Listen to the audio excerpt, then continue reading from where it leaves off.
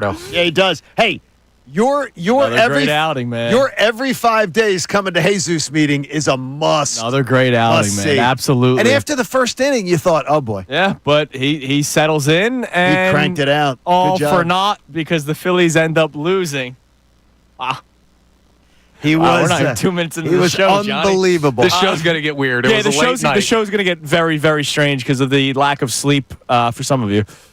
Rain delay hit. I said, bye-bye. You slept. I told you to go to sleep. Yeah, I had the weather service report from the Atlanta Braves, so I knew the exact weather report, and I knew it was unplayable till at least like 11:15, 11:20. So I said, let's just go to bed. But I woke up. I was not feeling too great. I woke up, and then I was feeling worse when I saw what the Phillies did. When I listened to, by the way, what the Phillies did. You know, what's fascinating is the intro that just played was you feel totally different after the Dodgers series. And this is why I say, oh, whoa, hold on. It's April. I know you feel good about the Phillies facing the Dodgers. But then they just had a bad series against the Braves. Yeah, I mean. That was not a good series. I don't look at it that way. That rolls off. By the time I woke up this morning, I've forgotten about the Braves series. Because they didn't play like horse poopy. No, but certain individuals Yes, did. they did. But the thing is, it's the people that I continually am being told to give patience to. They're going to come around. I already know what I know. Which is why, Johnny, today, I would like you to join me. What do you mean? You're comfortable with it. With the man upstairs?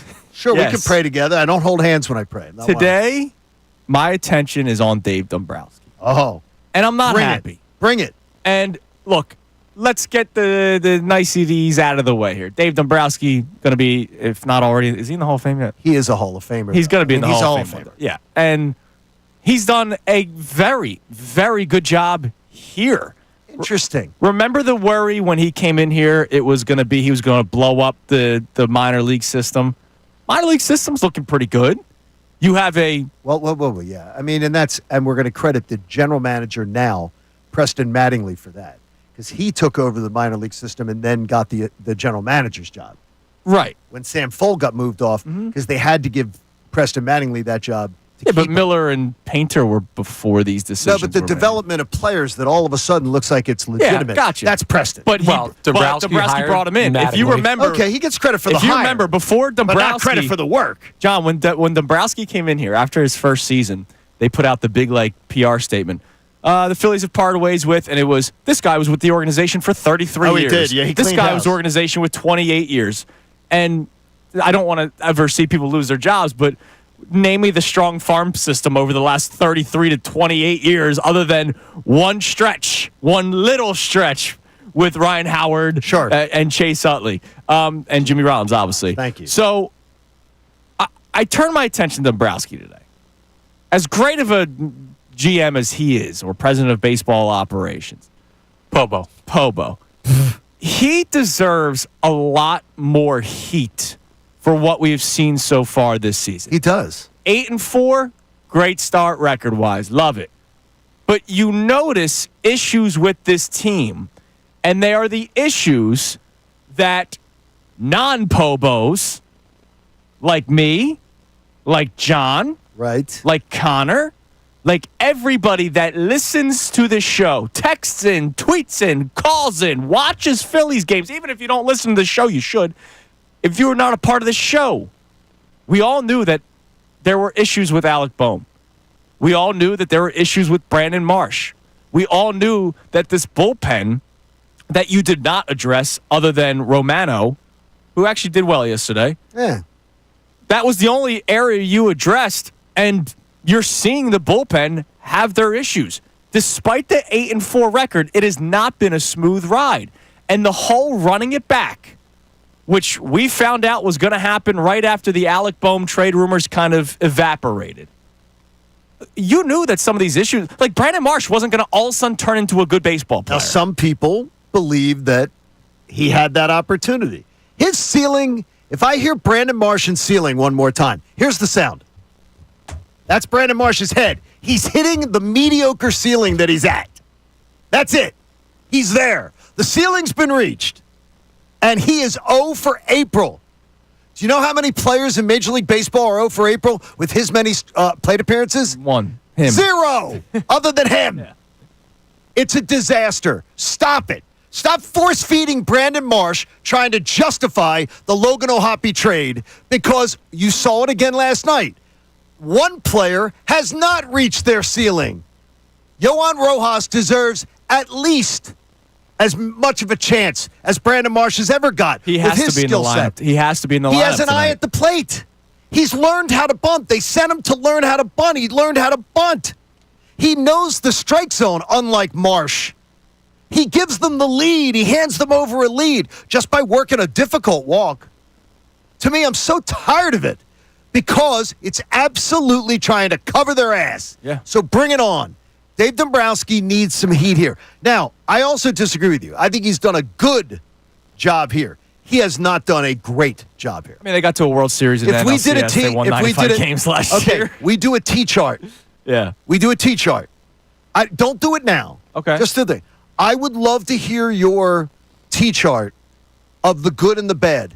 And I think at the very least, it's going to be just slightly in Dave Dombrowski's favor. Okay. Dave Dombrowski's favor. But I will say that's good. That's not great. Slightly in Dave Dombrowski's favor has also led to more success for this franchise than they've had in a long time. You know what else has?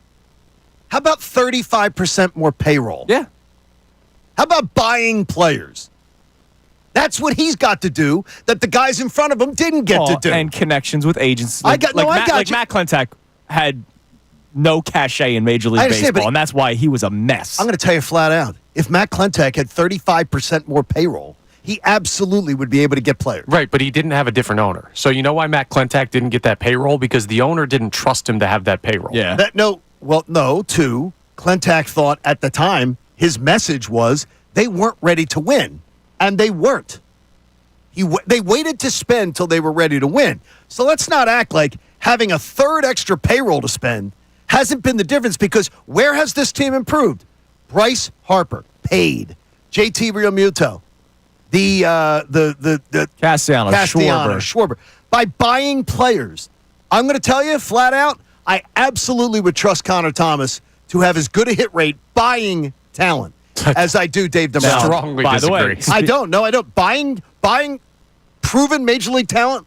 The Trey Turner contract, no matter what he may become this year, and Trey has looked better. Yes, to he's his looked credit, better this year. and his defense has looked better.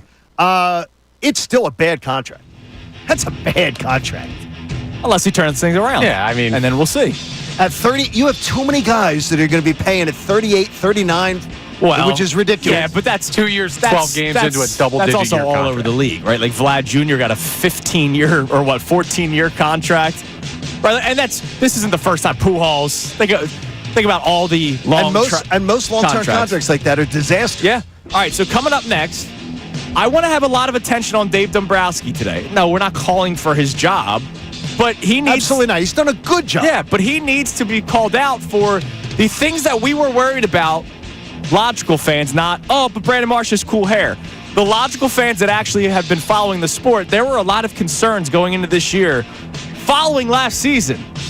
And I have a new Brandon Marsh nickname from one of my listeners. All right, I'll get that coming up next. Sent me a DM last night, and I said it's really good. We'll react to the game a little bit more. And again, speaking of Dave Dombrowski, lineup construction he's involved with. And you saw another incident last night. Kincade Salciunas, 97.5 The Fanatic. Mike Missanelli, Bill Colarulo, and Ray Dunn. They have a lot to say about Philadelphia's...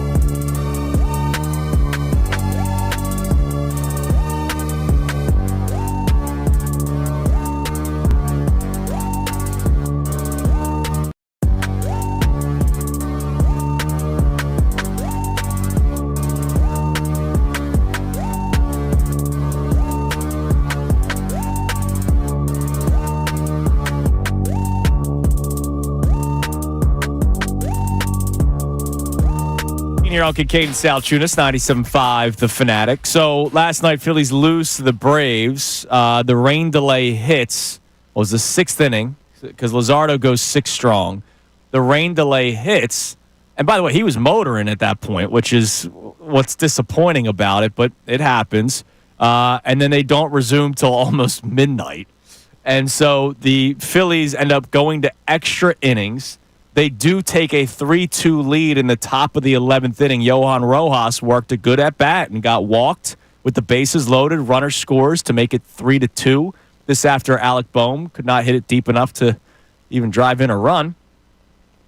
Yep. He's a mess. And then the Braves in the bottom half of the 11th inning storm back. Austin Riley ties it with a double, and then Marcell Ozuna, the great human being that he is, hits a 2-run walk-off home run. The Phillies lose 4-2. Braves get a little bit of life again, which is also part of the reason why that's a disappointing series. If you don't mind the double D, the domestic violence and the DUI. Yeah. He's a stellar person. Yeah. And it was so funny because that fan base was like, we don't want him. Yeah. And yet they'll celebrate. And then when he started hitting 38, 40 home runs a year, all of a sudden it was like, that stuff's not as important to him. Yeah, now they love him. So earlier in the game, and I would like to bring this up because this is another discussion point about Dave Dombrowski, because we know that Dave Dombrowski is big with the lineup construction as well. I mean, we've literally heard reports from Hall of Famer Jason Stark that in the playoffs, he has come up or been a part of the planning of rotation, bullpen. The Christopher Sanchez game against the Diamondbacks when he came out after 2 innings, that was a Dave Dombrowski and upstairs decision, not Rob Thompson's decision. So Kyle Schwarber batting leadoff, I can't imagine is all Rob Thompson's decision. I believe some of it is the comfortability for Kyle Schwarber, even though you see his numbers in the cleanup spot. They're better. Yeah, you see the numbers, and you see everybody else's numbers in cleanup? Yeah. It's disgraceful. And then Schwarber yesterday hits a home run, which is great. Now, here's the problem. And this is just simple math that I did before the season started. And I'll once again do it now here for you guys on the show today, even though, John, I know you follow. Connor, you're kind of wishy-washy with the leadoff cleanup. Yeah, I don't really like. All right. So yesterday, red-hot hitter Brandon Marsh comes up to bat after Bryson Stott has a nice opposite field single, right? So there's nobody out. Bryson Stott leads off the inning, opposite field single. Brandon Marsh, right now, and I tweeted this out yesterday, and I wonder if other people have noticed this. He is trying to do whatever he can to just not strike out at this point. Like, he's just throwing his hands. Yeah. I just don't want to strike out because my strikeout rate is ridiculous. In 35 plate appearances this season, he has already struck out 10 times while hitting 133 and not providing any sort of pop, unlike Kyle Schwarber. So he rolls one over to first base. Matt Olson double play. Kyle Schwarber comes up to bat next. It's a home run. Wait. Now, the problem is there's nobody on base. And so it's a solo shot. Second time that's happened in a week. Mm-hmm. I'm just going to do simple math. All right? So typically your 8 and 9 hitters are Stott and Marsh, right? That's just the typical. Bryson Stott right now, after his hit yesterday, raises his on-base percentage to .364. Brandon Marsh's on-base percentage is .257. If Schwarber were batting cleanup, he'd be hitting behind Bryce Harper, whose on-base percentage is .400. Trey Turner, .372. Yeah, stop it. We'll ignore the blemish of Alec Bohm. Stop it, though, because what you're not bringing up is some guy with a spreadsheet told you it should be Schwarber batting leadoff. If there are more people on base for Kyle Schwarber who will hit home runs, whether he's batting first, fourth, or ninth. Well, what if he's not comfortable? Oh, he's comfortable. So dumb. Schwarber has a chance to hit home runs with people on base when he bats cleanup. I don't understand how that disappeared. I don't know how that disappeared. Oh, but he gets more chances to bat. Yeah, he gets more chances to bat with nobody on base too. Double-edged sword, I guess. I don't know what you want to call it. But Kyle Schwarber's home runs, if they tally 3 runs, mathematically that is more than 1, Connor. Wait a minute. You're just going crazy. All right. We can't do this every single game. No, I can. You absolutely can. Because it pisses me off. All right. Next break, I'm going to tell you why we can't do this every single damn 162 baseball All right, game. Connor's. All right. Maybe somebody else will finally fix it. We have a Brandon Marsh nickname. We have Connor trying to defend Kyle Schwarber batting leadoff. And you have a question about Alec Bohm Oh, I have a big question. after another 0 for 5 night last night. But again, I do want to also still turn our attention to Dave Dombrowski at points today, because a lot of this we knew was coming. We're just waiting on guys to turn things around if they can. It's Kincade and Salciunas, 97.5 The Fanatic. Fanatic Sports Update. Phillies drop a marathon in Atlanta. I'm Connor Thomas, and the Phillies fell to the Braves earlier this morning. 4-2 in 11 innings. The game included a 2-hour and 44-minute rain delay and ended with Marcell Ozuna hitting a walk-off homer off of Joe Ross in the bottom of the 11th. It's the Phillies' first series loss of the year, dropping 2 of 3 in Atlanta. They're not going to get much time to recover from that marathon game last night. The Phils are in St. Louis taking on the Cardinals tonight at 8:15. A quick turnaround. Aaron Nola takes the mound against Andre Pallante, the pitching matchup for tonight's game. Sixers play the Hawks tonight at 7 p.m. You can hear that game live here on The Fanatic. The Flyers are off tonight. They'll play the Islanders tomorrow. And we're now under 2 weeks to the NFL draft. We'll keep you updated as the rumors heat up on what the Eagles could do with pick number 32 and also what they could do with other players on their roster, including Dallas Goedert. We'll talk to Kevin Nagandi of ESPN coming up at 8:55. This update is brought to you by the New Jersey Division of Highway Traffic Safety. Texting and driving, big risk, big consequences. You risk traffic tickets, fines, and if you crash and injure someone, you could even go to prison. Brought to you by the New Jersey Division of Highway Traffic Safety. I'm Connor Thomas for the home of the 76ers and Flyers, 97.5 The Fanatic, and 97.5thefanatic.com. Philadelphia Sports.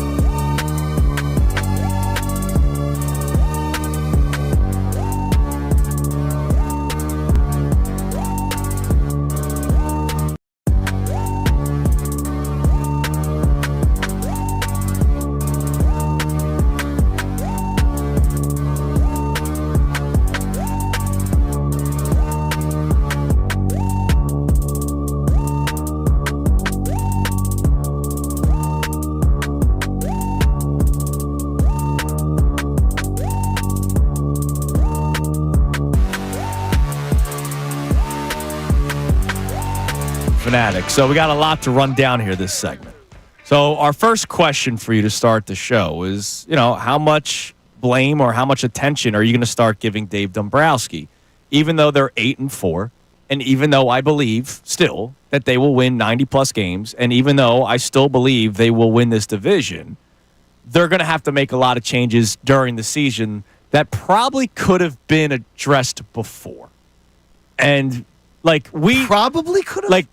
I understand there's a lot of people getting to the point there where I was with Brandon Marsh, but you're seeing it unfold. The Bohm thing, the PR tour of great headspace, we'll see how it plays out. It's not playing out very well. Another 0 for last night. The bullpen issues that we were legitimately concerned about. I think everybody in the city was like, all right, we'll see if Romano's good. If he is, great. If not, you're looking around, you're going, all right, you're relying a lot on Alvarado and Kerkering here and Strahm. Whereas last year, you also had Estevez and Hoffman, and you let both walk. And Hoffman, by the way, is having a great start to his career with the Toronto Blue Jays. And I will continue to bring up trading away Sir Anthony Dominguez for Austin Hayes, and he is having a great start to the season in Baltimore. The bullpen that was part of the reason why you were so successful in 22 and 23. Remember, you were calling Rob Thompson Captain Hook, but at least when he was doing the hooking, there was usually a good response. Yes, I just thought he ditched people a little. Yeah, too but early. at least when he went to the pen, those guys were doing their jobs. Now you're relying on starters to go deeper, and tonight Aaron Nola has a very important job tonight because you had to use a lot of arms this series and a lot of arms last night because of the rain delay and the extra innings. So let's get into a couple of things here. Can I just ask Connor one question? Yes, please. Connor, would a right-handed, as the host of the Locked On Phillies podcast, which is very good, you should check it out. Subscribe. Thank you. Would you have wanted with this bullpen, could you use a right-handed reliever? Absolutely. Last night, the Phillies were shut down at a critical at-bat in the 10th inning by Rafael Montero, who the Braves got from the Astros for a bag of balls. Yeah. A guy was there, available there. Now, it wouldn't be a guy you'd go, people always like to go, well, who could Dombrowski have gotten? You could have gotten Rafael Montero. And I don't know if Rafael Montero is going to end up being that great or not. Houston was ready to give up on him. They were a little bit upset. But he'd be looking good in our bullpen right now. I mean, he's got a career 4.7 ERA. Mm-hmm. Look, they did get Hernandez at the end of spring training. But that's the thing. Guys are available. But Rafael Montero is just a guy. I understand he shut you down in the 10th last night, but you can't. Every righty that has a good inning against the Phillies can't be. They should have gotten him. Is just a guy.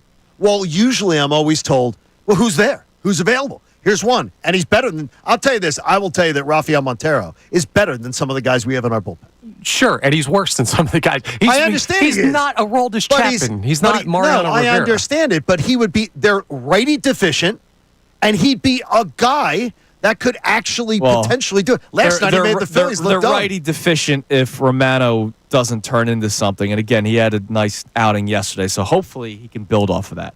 All right. What's the Marsh nickname? What do we got here? Okay, so I got to give. I'm giving Charlie. It's Chaz. Charlie but it's Charlie his name. Charlie sent it in. He said he always laughs every time we say DJ AAA. Yes. And he said, well, my buddies and I on our group chat have a name for Brandon Marsh. Okay. Do you have any idea? No. Connor, any idea? No. Ofer. Think of how he looks. He's got the long hair.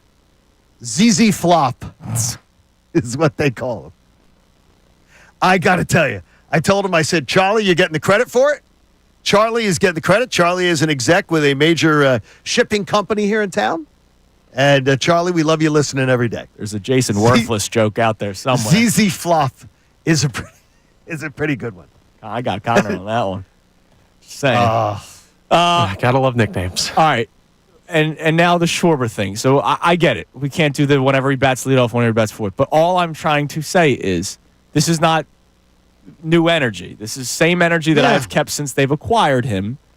And this is, to me, overthinking the sport of baseball.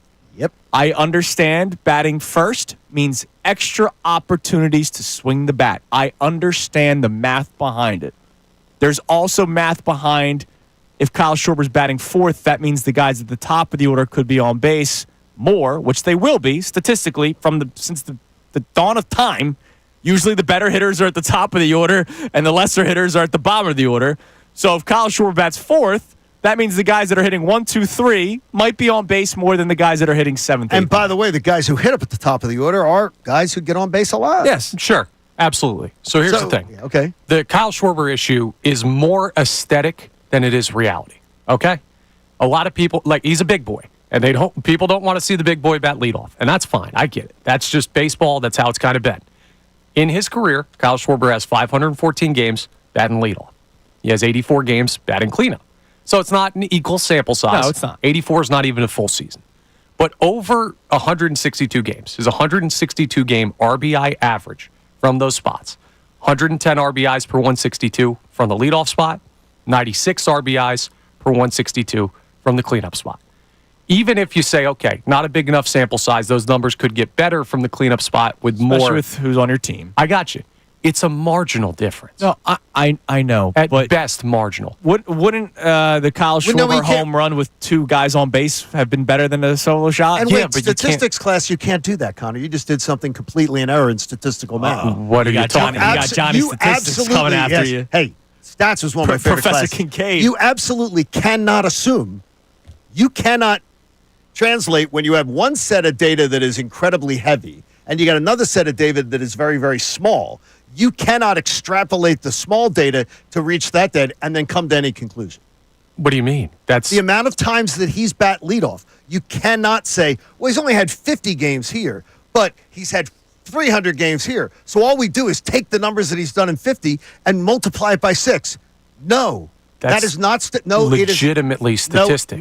No, it is not. It's legitimately math, but it's not a logical statistical argument to go, well, if he played 300 games, that's what he would do. I'm not making that argument. It's too small. I'm saying that he would probably be better in the cleanup spot than the 96 RBI, 162 game average. But he's getting, my math is not going to work this morning. Go on. 24 more RBIs per 162 right now in the leadoff spot. Like, even if it's even, over the course of his career, here's I get my it. point. But with this team, where do you agree that right now Brandon Marsh is getting on base at a very low rate? Yes. All right. He's not getting on base. Do you agree that Trey Turner or Bryce Harper, who he would be batting behind, are getting on base at a much higher rate? Yes. So that means there is more of a chance with him hitting with runners on base than there are not runners on base. I understand. And when a guy can hit a home run, whatever part of the order, because he is the big boy, to me, this is not aesthetics. To me, this is statistics. On-base percentage, which is now more important than batting average in today's Major League More Baseball. general managers care about that. If the on-base percentage of the guys in front of him, depending on where he's at in the order, would be higher or lower, I would rather it be higher. I understand you will lose X amount of at-bats over the course of 162 games, but that may end up evening out with the production that he could have. Right. Potentially. It may. This dude is red hot. He is one of the best hitters on the planet Yes, right he is. now. They're doing handedness, right? That's why they're flipping the lineup. It's not comfortability or anything. They want a lefty against a righty. They want a righty against a lefty. Kyle Schwarber, batting leadoff, is 0.0001% of the Phillies' problems right now. So all I'm saying is the fact that we're making this any conversation is going to drive us insane when there are real issues with this team. Hold on. I could say, though, Kyle Schwarber batting cleanup could be X% of a solution. By the way, He's going to bat cleanup at points. At points. Andrew's listening right now, and he sends in a DM Hello, and Andrew. goes, we appreciate Andrew checking in. He goes, John, it is 3 times this year where a guy has either been picked off or a double play has gone in front of a home run for Kyle Schwarber. It doesn't work. It doesn't work. It's not good placement. I didn't know it's been 3 times. He said it's 3. It's happened in 3 separate series.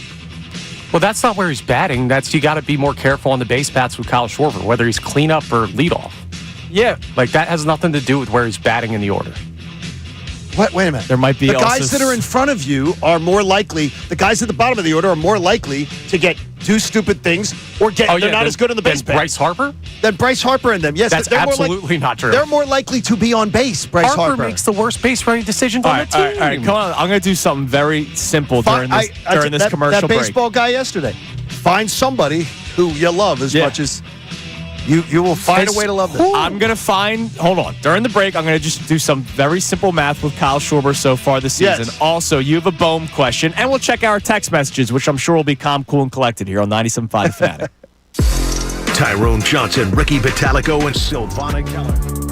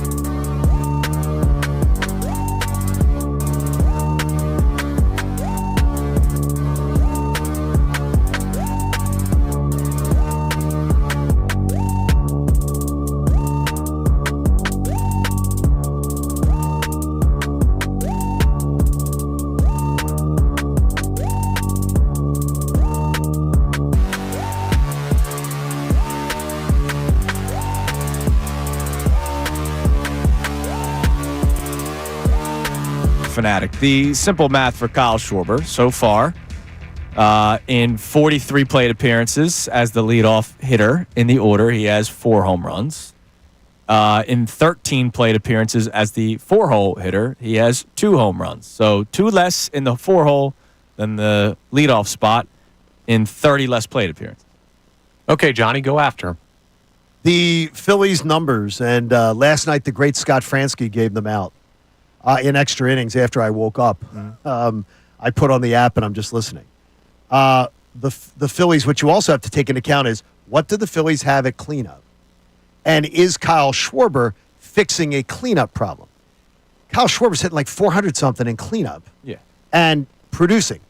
Other than that, they're hitting 0-something, the Phillies cleanup hitter, which was worst in baseball. Yeah, because Bohm was that's a Bohm problem. Worst in baseball. I'm not going to. And Castellanos' problem. Yeah, no, Castellanos took the platinum sombrero last night. He had a bad day. Which, by the way, yesterday, he's been really good this year. He has been really good with his eyes. Not last night. Yeah, last night was bad. He was at Top Golf. Last night had nothing to do with him batting cleanup, in my opinion. So you don't believe that? Not at all. At all that it matters? Like, hey, I got pressure on me now. I got something I got to get done. Got to do something here. That dude doesn't know what pressure means. I don't believe that yesterday had anything to do with him batting cleanup. It was a disaster. You know what? I hope he gets another shot today, unless Schwarber's batting cleanup, because today's a right-handed pitcher. So it will be the Schwarber leadoff spot, or Turner leadoff spot lineup today, right? Yes. Wait, righty pitcher? No, righty pitcher. Sorry. So I hope Castellanos. This is long night for everybody. And Marsh better not be in. I hope Castellanos is back in cleanup spot. And yes, I agree with you. Marsh cannot. He cannot be in the lineup. Cannot. I don't care about platoon. Yesterday was his last chance with this whole platoon. He cannot be in the lineup today without giving Johan Rojas a shot. Now I wish he'd go, that hamstring, it's a little tight. I could use a little AAA time. Well, I told you, I think that might be the only solution for Bohm right now. Now, you have a Bohm-related question. Yeah, I wonder, and I saw somebody on Twitter, and I'm sorry that I'm not trying to steal it from you, but I saw something yesterday where they had Alec Bohm in a sort of like the Sesame Street picture is one of these things is not like the other. Okay. And they had Alec Bohm in the picture. And then Alec Bohm is there, and he's in the picture with Carson Wentz. And Alec Bohm is there in the picture with Ben Simmons. And the idea being, and also they have Joel Embiid in it. Is he in a mental headspace that he belongs in the part with all them? If I was playing the Sesame Street game, I'd remove Embiid, because I think he's more than the other three. Yeah. But did we just keep doubling down on this is going to fix itself? That Bohm's going to work through this? Because I am so frustrated right now. Yeah, I am too. I won't go as far as like Wentz. Like Wentz. Those are two top picks. Yeah, in but like he's a third pick in Major right, League but Baseball. baseball's different. Yeah, but he's 29. Simmons literally doesn't want to play a sport anymore. No, I got you. But the mental, Bohm's, I can't handle this. Well, I remember he's late 20s. Yeah. He's not a kid. Look, I'm not going to compare him to those two guys just because I don't feel that same vitriol that I have felt toward those other two individuals. But look, Bohm is in a case of his own where he has to get out of this. And again, I go back to I always bring up the PR tour when I'm told he's in a great headspace. My first reaction was, all right, let me see after his first stretch of struggling baseball. And we didn't have to wait long to see it. Another 0 for last night. He's just in a spot right now where you moved him down the order yesterday. That was the right decision to make. You might want to sit him again, but here's the deal. How many times can you bench a guy? If he is as fragile as we make him out to be, how many times can you keep benching a guy? It's not how we make him out to be. It's how his manager has showed you in the playoffs, True. How his teammates have showed you, and how beat writers have talked about it. I don't think if Bohm went to Kansas City, he'd all of a sudden hit 350. I don't believe it either. You know what I mean? He's a good hitter. Look, Alec Bohm right now sucks. He's a good hitter. He's a good hitter. So, obviously, he may have some issues where every once in a while somebody's got to smack him out of it, right? Nothing's working right now. No. The best thing that will happen for him is he either has a great day at the plate or what I said yesterday to you guys, hey, Alec, why don't you go into the treatment room real quick? There's something up with your toe. You might want to take a 10-day IL. But a great day at the plate with Alec Bohm, I'm not believing that. I'm not believing that's I'd need to see a great 3 weeks out of Alec Bohm. No, to but buy I'm saying in at like all. he needs a game, and then hopefully that gets him out. Like Oh, yesterday, okay, I get what you mean. Yesterday, obviously he had some non-competitive at bats, but his first at bat, he ripped one, and Albies made a great play on it. It was a great play. And I thought when he hit that ball, because it was the right center field, which when Bohm is really on, he's using all parts of the field. I said out loud, all right, next at bat will be much better, and it wasn't. And that's a but problem. You got two guys. And be glad you went to bed. Yeah. Because they didn't get better after going to bed. No. Yeah, you got two guys right now, and I'm not defending like ceilings or the quality of player or anything, but Brandon Marsh and Alec Bohm are both in slumps, and they're in the kind of slumps that we see in baseball all the time, where it's like you can hit the ball hard, you can hit it down the line, Right, doesn't nothing matter. is going. But here's the their deal: damn an way. Alec Bohm slump, I believe he will eventually get out of, and that's different than Marsh. Marsh might not be good. Well, I mean, I don't believe That's a that he fair is. differential between the two players. Yeah. And so I don't know when Marsh will get out of it, because right now, if you look at his at-bats, it's either he strikes out or he's doing whatever he can to just not strike out. And it's these little, let me just slap the ball just so that I don't have a K on the stat sheet. And yet it ends up being a double play because of how weakly it was hit. And Joe the Cynic makes a great point. How about protecting Harper in the batting order? So they're not pitching around Bryce Harper. It's a part of this conversation that must be discussed. When Schwarber's behind Harper, Harper's going to see pitches. When Schwarber is behind, when Castellanos or Bohm or whoever is behind him, he's not going to get the I'm same. not going Castellanos. Yeah, that was one Castellanos hit game. a grand slam after they Yeah, walked Harper it was Oh, a week yeah, ago, that was or one less game. than a week I'm ago. not- I'm going to. Plus the Schwarber, then you go. We'll be a difference on All right. this one. But We'll then just the do Harper this. Schwarber left. You know, do you want to do that? Is another conversation. All right, what do we have on the text line so far this morning? I mean, it's been a interesting time in this Philly season. When they start the season 8-4, which is good. They have a good baseball team. They will be a good baseball team. They just have a lot of areas where they need to address. That's why yesterday's topic was: do you have more concerns or more areas you're confident in? And it ended up being more concerns. But what do we have on the text line so far this morning after that disappointing series loss? Joe from Jersey says the bullpen cost them this series. Dave didn't do an adequate job replacing arms. He should get to work now. Also, can Crawford just come up now? And that's why I wanted to start off with Dave Dombrowski this morning. Like, I know we're going to talk about Bohm and Marsh not getting hits again. But you know what? They could have not been on this team. Or they could have not been part of your core. Right? Like Marsh, they said was going to be an everyday player. Now, that lasted 5 seconds. No, he did the platoon the first weekend. But that's on Dave Dombrowski for not recognizing certain things that the common Phillies fan recognized last year during the season. That's why I wanted to turn my attention to Dave Dombrowski today. He needs to hear it a bit. So coming up next, we'll reset the show. Also, you sent me something, and I'm amazed, John. You stooped down to my level. You sent something that you don't even like. Find out what John sent me, stooping down to my level next. Kincade Salciunas, 97.5 The Fanatic. Fanatic Sports Update. A long delay and a loss. I'm Connor Thomas, and the Phillies fell to the Braves earlier this morning, 4-2 in 11 innings after a 2-hour and 44-minute rain delay in the middle of this one. That game ended with Marcell Ozuna hitting a walk-off homer off of Joe Ross in the bottom of that 11th inning. It's the Phillies' first series loss of the year. They won't get much time to recover from that marathon game. The Phils are in St. Louis taking on the Cardinals tonight at 8:15. Aaron Nola takes the mound, facing off against Andre Palante. That is our pitching matchup for this evening. Sixers play the Hawks tonight at 7 p.m. Flyers are off. They'll play the Islanders tomorrow.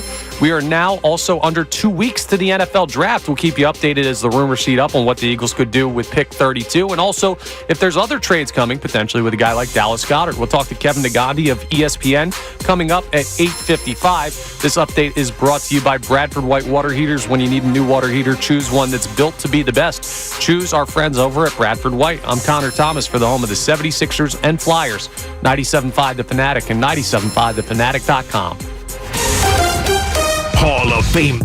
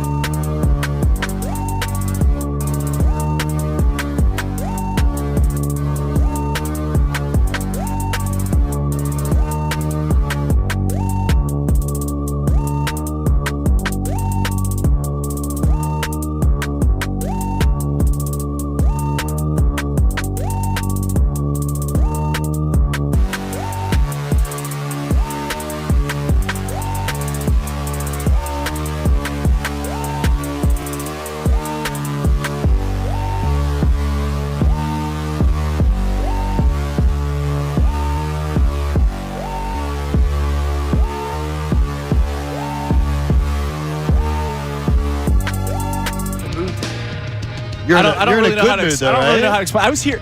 Guess what time I got here? Well, I know that it's all of a sudden it's like this creepy thing where you're Clean beating me sweep. in. Clean sweep. I beat John to work every day this week. Now, Congratulations. no, I was here before you Monday. Was it Monday? Too. I thought it was clean, Tuesday. Clean, Yeah, you did. Clean sweep. baby. Guess what time I got here today? 4:35. No, a little later than that. 4:40. 4:42. Oh my gosh. I usually get here at 5. This week, I've been getting here at like Dude. 4:50. 4:42 today. Okay. Now, part of it helps when rain delay hits. I went night. That does help. So I actually got to. By the way, the rain delay, not only does it suck because it takes Lazard out of the game, that game was moving. I think Lazardo was pretty much done. He may have been. Yeah, he was at like 90 Yeah, I mean, he was Okay, done. yeah. pitches or He was something. done. It was better for the Phils because Schwalbach was going to keep going. Yeah, that's true. But And that he's game, very good. What time? God, he's What good. time did the rain hit? The rain hit around 9 something.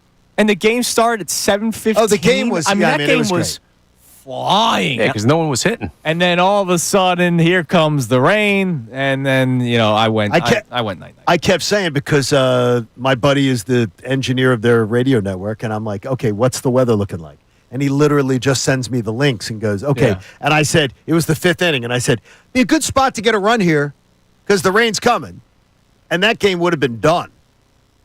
On a getaway day, that game would have been called. Oh, yeah, absolutely. Potentially. So, there's that didn't work out. Couldn't get a run across. So here's what we've been talking about so far to start the show. And coming up at 7 o'clock, John Kincade has officially stooped down to my level. And it's Eagles related. So I can't wait. We have a lot of fun Eagles stuff that we're going to get into today. Maybe one that's damning in the 8 o'clock hour. Jamming, too. But we started off with the Phillies because they lost their series to the Braves. And instead of continuing the bash Bohm, bash Marsh, which, look, I'm not afraid to do it, I wanted to turn my attention to Dave Dombrowski today. Because, John, you and I, before the season started, as excited as we were to start the season, and I'm Sure. I'm just going to ask you still believe 90-plus wins? Like, Yes. you haven't changed? Yes. We're not doing the Eagles frantic... No, I still believe 12 they're gonna games be, in the season's over. Like, I saw guys on Twitter saying trade. Like, No. It's April. I still believe 90-plus wins. Yes. And by the way, with their payroll, that's not a Correct. badge of honor. But still, coming into the season, we addressed things that we were not necessarily happy with or some things that we would keep close attention to. And one of those was, all right, does Bohm actually have the right headspace? And opening day has the big hit. Maybe that's true. And then it's since fallen apart, and he's already been benched once for it. Running it back with the center field platoon, even though they told you they weren't platooning, I didn't like the idea of a platoon or Marsh being your everyday starting center fielder. I would like to see Rojas get more opportunities. For whatever reason, they don't do it. You know why? And you know it's true. Oh, Hoppy. They don't want to be proven wrong on that trade. And guess what? You're wrong. Just move on. You're wrong. Bad trade. Sometimes that happens. Had another nice night last night. 3 for 5. Yeah. 3 for Sometimes, 5. look, sometimes that happens. Betting 359 to start the season. Yes, exactly. It would have looked really nice. Then you wouldn't have had any problem saying, hey, JT, we love you, but we have to move on. So those concerns that we all had, the only thing, John, that the Phillies fans that were really, really upset with that actually hasn't come to light, the concern of approach. I know yesterday wasn't a great night for some of the batters, but we've mentioned the stats from Jeff Kerr that he put out there, the chase rate, pitches seen. Their approach has actually been pretty good to start the season. A little less this series, but yes, this is against a really good team, and you face 2 great pitchers. Yeah. So to me, that's where I go, I'll gloss right over that. But other than They that, can make you look dumb. yes. Other than that, the main concerns, center field, Still is. lineup construction, Still is. bullpen. So what did they do all winter? Well, they did get Luzardo. It's a nice move. Lazardo's a great pickup. That was a nice move. What does that do to correct the starting rotation was not a problem. No. So, I mean, what did they do to fix problems? And that's why I wanted to address Dave Dombrowski today. All right, well, hey, listen. Max Kepler, back-to-back 2-hit nights. We'll see what the guy is. I like Max Kepler. I don't do have as any well. problem with Max Listen, Kepler. how much worse would this be if Rojas was in center and Marsh was in Oh, left? it would be horrible. Okay, so he did something. Give him a little credit to this point. We'll see what Kepler is. Yeah, I'm not going to. Story's I'm not not written. I'm not going to Yeah, get but wait, too excited but yet. there's no righty bat. Yeah, and that's one of the things. Like, I got they, you. They needed a They right-handed couldn't find a pop bat. right-handed pop bat in And all they got across Major Kepler. League Baseball. This is going to sound insane. Remember, this is just a thought process, okay? I'm not saying this is going to happen. Weston Wilson was going to be on this opening day. I know. Let me make my point. I'm just shaking my head. I'm not saying anything. Weston Wilson was going to be on this opening day roster as a righty bat. Weston Wilson's numbers at the major league level are not like incredible by any stretch of the imagination in a small they're sample not. size. But he's a righty bat you could have used in the outfield. He's hurt. That's unfortunate. There is a guy He is a quad A player. If you look up Weston Wilson, by definition, he is a quad A player. there's a guy available right now. Is there? No, there is. He's still a free agent. I doubt they're going to do it, but JD Martinez is still available. That is right-handed pop. Okay, do you not think that JD Martinez could walk in tonight to St. Louis and do better than what they've been getting? Yes. I do too. The only problem is He's not playing the field. That's though. what I was going to say. That's the problem. His defense isn't all that good. No, his defense is And not so good. now you have the Schwarber Martinez thing. And that's why the Phillies, as you're listening to 97.5 The Fanatic, WPEN, WPN, HD1 Burlington, Philadelphia Beasley Media Group Station, broadcasting live from the Comcast Business Studio, powering possibilities, are obsessed with the fourth outfielder thing. They're obsessed with it because, unfortunately, the one sort of factor with Kyle Schwarber is that, like, you do not want him out in the field. You can't move him. And so you're And he got injured last time they played him in the field. So your corner pop, right-handed pop bat would have to be somebody that's serviceable in the field, or your right-handed pop bat is the replacement to Alec Bohm if he never gets going. And when they got Kyle Schwarber, they absolutely, at the time, thought he would play outfield and DH. Yes. That he could do both. He cannot. Yeah, but I'm fine with that. Like, listen, if he does this from the Yeah, DH but it clogs spot, you up as far as different things you can do.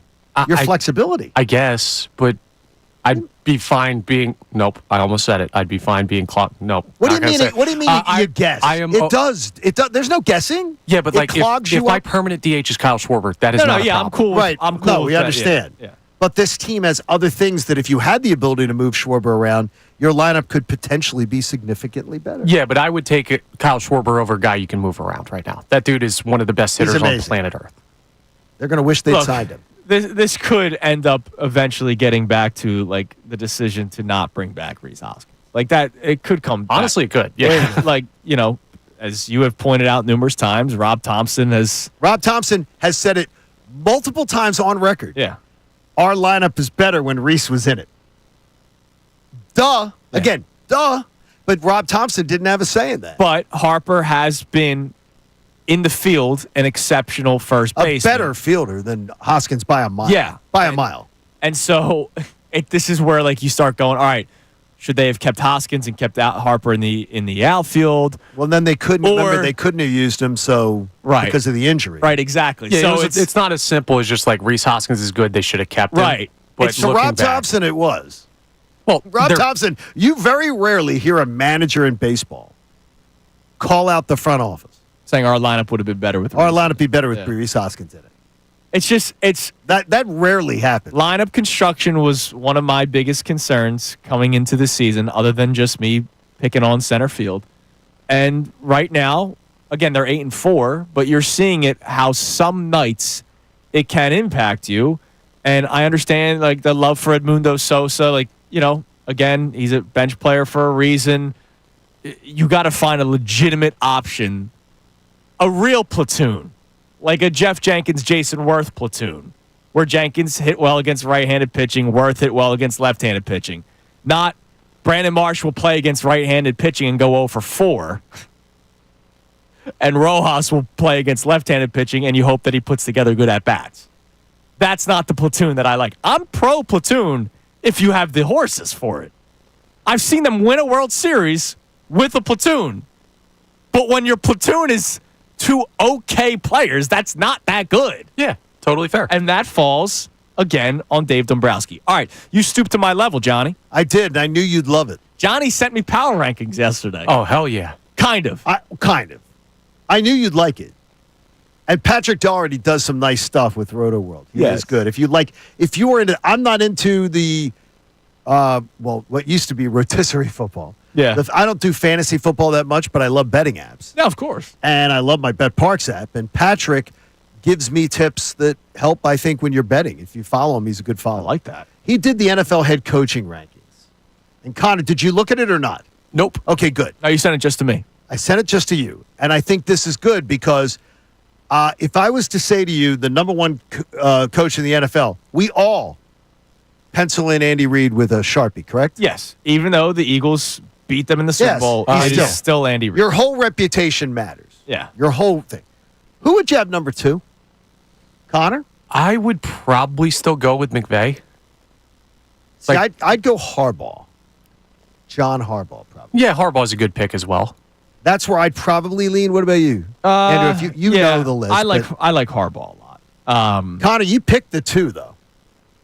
You Yeah. picked Sean McVay. Guy's got a ring. He gets consistently more than he probably should out of his rosters. Very Okay. intelligent cook. Here's what I coach. understand, though. And I got into it with Stats Guerrera on Twitter about it, is how could he be ahead of Nick Sirianni, who came in 5th? And who do you think, with Harbaugh and McVay, who do you think's ahead of Nick Sirianni? Just think of John Kincade. Think of somebody who would be the worst jerk in your neighborhood. Oh, Kyle Shanahan. Yes, not me. Shanahan Kyle is Shanahan. 4th. I Yeah. think there's an argument for Shanahan to be up there. Now, Ahead of Nick Sirianni? I mean, listen, Nick Sirianni's got the ring, but Kyle Shanahan has had pretty good, consistent success at a high level. He has. And I wonder. So I actually have the write-up. I'll give it to you on the All right, other good. side, explaining why he's 5th. And I did not read it, but I'm Good, going good. to Oh, okay. guess. What are you going to guess? Well, he doesn't call plays. That's just a guess of mine. Like, I think that might be a fair assessment. and let's face it, if you were to value what Shanahan does on game day versus what Sirianni does on game day, And McVay. you would what they do. you would value Shanahan and McVay more. That does not mean they're overall better head coaches, but they do more on game day than what Nick Sirianni does. It depends what you like. So I will give you the write-up of what they wrote on Nick Sirianni. And oh, by the way, how different his ranking is this year compared to last year, I need to hear McVay's and Shanahan's which is too. very quickly. key. So coming up next, we'll go through that. And also, I have a question about Nick Sirianni. That answers will change depending on the month, I think. It's Kincade and Salciunas on this Football Championship Friday, 97.5 The Fanatic. The Philadelphia 76ers. Sixers win. Play that song.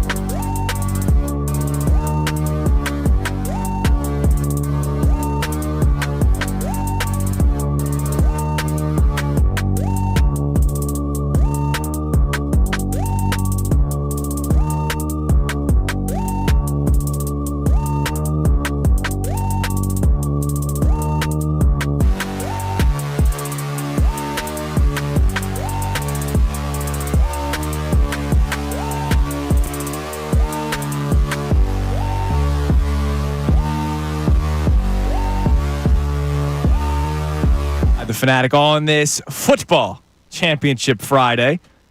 Don't forget, coming up at 8 o'clock, your next chance to win $1,000 here on Kincade and Salciunas. I love that idea. All right, so you gave me the power rankings. You stooped down to my level. Welcome. I did it. Well, they're not power rankings. It's just this is a writer doing a very thoughtful piece, by the way. Well, just because the word power is not in front of it doesn't. Well, a power ranking is. It literally says NFL head coaching rankings. No, but the thing is, though, is a power ranking usually is all the writers from CBS putting in a ballot, all the writers from ESPN putting in a ballot, and they put out a list every week. Okay. This is one guy writing a piece and trying to explain why he thinks guys are better than So him. It's an average ranking. Yes. No power here. There's no power in it at all. This is on base percentage ranking. Which all is, right? by the way, the new big thing. So what are the power ranking write-ups on these coaches? So Andy Reid's first, as we know. McVay is 2. Harbaugh's 3. Can I hear McVay's? It's just a little thumbnail. Yes. Boom, right away. First sentence. Sean McVay is an offensive genius who had never coached without one of the greatest defensive players of all time, Aaron Donald. No matter how good your scheme is, it's freeing to know you have a defensive tackle who can call a game in a Super Bowl. That's how McVay and Donald lifted the Lombardi in 2022. All of this is the long way of saying we know McVay is a prodigy, but he was facing his toughest challenge yet in 2024. The end result was his 4th division title in 8 seasons and 8th overall playoff victory. One reason McVay instantly claimed a seat alongside the other modern coaching greats is not just about what he does on the sideline. Like Andy Reid or Bill Belichick, McVay's imprint is all over the front office as well, and the Rams got the knockout draft they required upon Donald's retirement. And then he talks about the players that they selected. And he, knowing his general manager really well. Yeah. Sean is heavily involved, but Sean says, here's the shopping list. Right. Show me what options are out there. Yeah. And then we'll collaborate. But Sean doesn't say to Les Snead, here, I want you to go get this guy and this guy and this guy. Right. Les does that, and then Sean goes, ooh, I like that. But it's a collaborative effort. It's a collaborative effort. But believe me, Sean has a lot of clout. Correct. A lot of clout. All right, so here's what they wrote about Sirianni. I want to hear this. Now, again, 5th may be disappointing considering he won the Super Bowl and he's been consistently successful record-wise. Okay. Obviously, the big blemish was the collapse a few years ago. Last year, he was ranked 15th. So he climbed up 10 spots. Well, winning the Super Bowl. by will winning do a that. Super Bowl will do that to you. All right, here's another 14-win season will do that to you. Here's Or what they 13 wrote. it was.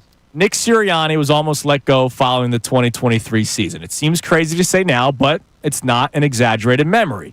He was only allowed back after firing his offensive and defensive coordinators and, most importantly, senior defensive assistant Matt Patricia. That was not Sirianni's decision to bring in that's Patricia. something where he doesn't know. As is typical in Philadelphia, GM Howie Roseman was then intimately involved in the search for replacements, which he was. It's very fair. Where Roseman ends and Sirianni begins can be difficult to parse. Unlike Major League Baseball, NFL sidelines have yet to be conquered by the front office. The reverse arrangement is more typical, with powerful head coaches like Andy Reid, Sean McVay, and Kyle Shanahan dictating to their general managers. Philadelphia seems to be an exception. But here is another difference from baseball. Whereas a Major League Baseball GM can prescribe season-long dictates like ideal batting orders and reliever usage patterns. Wow, it sounds like Dave Dombrowski. Yeah. NFL Sundays have too many variables to be ruled from a luxury box. It is Sirianni's ball game after kickoff, and all he's done is go 4 for 4 on playoff appearances and reach the Super Bowl every other season. He's definitely navigated coordinator whiplash and major philosophical shifts, including abandoning the pass in 2021 and again 2024. Roseman is buying these groceries. They didn't abandon the pass this year. Yeah, one away. They had the best run. They had the most lopsided run pass. Right. Roseman is buying these groceries. It's Sirianni who has 60 weekly minutes to whip them into something good. If you think that's easy, just ask Doug Peterson. So he doesn't say anything about the lack of calling plays. Basically, what he's saying is he does a great job putting together a team that Howie Roseman put together. It's like, here are these tools. Do something with it. And Sirianni's been successful with that. Now, Howie Roseman has provided nice tools. Howie Roseman is not giving the children's tool set from Target. Correct. He's giving legit equipment. He is absolutely. He's doing giving that. the nail gun from The Wire. You know what I mean? Like Howie Roseman is giving Nick Sirianni some he prime got the tools waltz out there to work with. Now, Christina never watched The Wire, and every time I'm in like a Home Depot or Lowe's, You're doing I try that to scene. recreate that scene. It's a great So scene. what's the caliber on this thing? Yeah. So I love that show. So Sirianni is doing a great job and deserves to be considered a top 5 head coach, but he's still 5th. Now, part of me does wonder, the play calling thing, and the other thing is how people view Nick Sirianni. So I have a question for you guys. Are you okay with Nick Sirianni being disliked? Because let's face it, I mean, Steve Weich, literally, on our show, He told us at the Super Bowl. on the air in New Orleans, said that Nick Sirianni is not liked by many of his peers. Okay, another NFL insider that was not Steve, but gave me a similar message, was at the Combine. Okay. And he said, like, there's rooms where they have the hospitality rooms for the coaches. Yeah. And they have bars set up. They have bars set up, like, in the 4 corners of the room. They have hot and cold hors d'oeuvres out. Yeah. And then they have cocktail tables set up. And when Nick Sirianni reported this there, he is not with the boys. He's Right. not one of them. Well, and it's also a tumultuous time with the tush-push, the ongoing tush-push debate. Yes. So maybe that's part of it. So coming up next, I want to dive into this a little bit because remember, I had a theory a little over a month ago, I think, that you agreed with, that we want to be loved. The no one likes us, we don't care thing is nonsense. We want to be loved. Our head coach necessarily isn't. So coming up next, does it matter to you that Nick Sirianni is disliked around league circles? And maybe that's why he's not looked at in a certain way. And don't forget, earlier in the season, a lot of you didn't like him. It's Kincade Salciunas, 97.5, The Fanatic. Fanatic Sports Update. A long loss for the Phils. I'm Connor Thomas, and the Phillies fell to the Braves 4-2 last night, or I guess early this morning, in 11 innings. And you might say, oh, extra innings, long game. Longer than that even. The game included a 2-hour and 44-minute rain delay and unfortunately ended with Marcell Ozuna hitting a walk-off home run off of Joe Ross. It's the Phillies' first series loss of the year, and they won't get a lot of time to recover from that marathon game. The Phils are in St. Louis, taking on the Cardinals tonight at 8:15. Aaron Nola versus Andre Pallante is the pitching matchup in that one.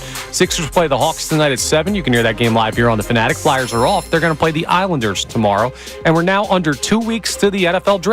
We'll keep you updated as the rumors heat up on what the Eagles could do with pick number 32 and also some potential roster moves when the draft creates some tendency to make trades with other teams. Kevin Nagandi of ESPN will join us coming up at 8:55. This update is brought to you by Sequoia Outback. Stop in for their annual Spring into Sequoia sale going on now. Route 309 in Hatfield or at decksupplies.com. Experience the ultimate in outdoor living at Sequoia Outback. I'm Connor Thomas for the home of the 76ers and Flyers, 97.5 The Fanatic and 97.5thefanatic.com.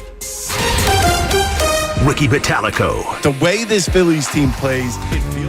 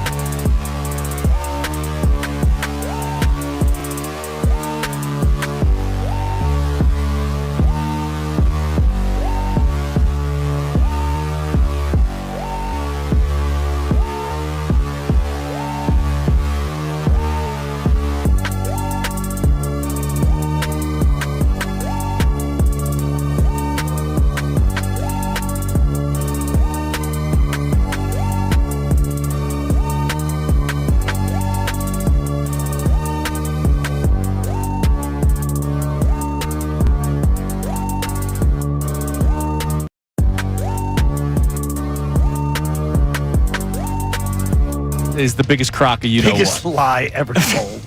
For God's sake. We want to be loved. Philadelphia wants to be loved. Now, I ask you, does that carry over to our players and coaches? Like, when you hear overrated chants for Bryce Harper, do you feel a certain type of way? Or do you not care? I don't care. You don't care. All right. No, not at all. It bothers me a little bit. All right. See, I this is why I had the question. That's interesting, though. So it bothers you. So if Nick Sirianni is not, it doesn't have to be universally loved, right? I think back to Joel Embiid. Before everything went bad, Joel Embiid was probably, I think it came out in some sort of like Twitter survey. He was the most disliked player in the NBA, only behind Draymond Green. He's not he is also not a popular player. Right. But when things are going well, we loved him, right? And, again, the MVP stuff, like we were ready to go to war for Joel Embiid. By the way, Carson Wentz not popular in the league. Ben Simmons not popular in the league. Right. Just saying. So Nick Sirianni, not popular. Not popular. But he's a popular winner. in the league. Well, so that's the thing. So he's a winner. Nick Sirianni, now that he won, I don't think Nick Sirianni's all of a sudden going to start getting respect from people on the outside. Like, do you think he's going to be at the cool kids table next year? No, I think they're going to hate him even more because Really? he's now had success. Absolutely. And so you feel that way too? And so does that bother you? Do you feel a certain type of way? And again, let's go back to week 6, the Browns fiasco, right? The team told him to start acting like himself again. When everybody, including the show, wanted him to kind of be that CEO, you got to cool it a little bit. And he took that and went way too No, he went over too the top. far with it. And then after that, he was tremendous. Remember all his press conferences? We lauded him. He was for outstanding. Press You conferences. don't bring your kids everything. to work. Now, when you win a championship, I would have absolutely had no problem. Oh, I wish I saw him. Yeah. If they had won the NFC title or won the Super Bowl and Nick decided to have the kids hanging around, yeah. then I have no problem. Right. That's a celebration. A Week 5 win against the Browns?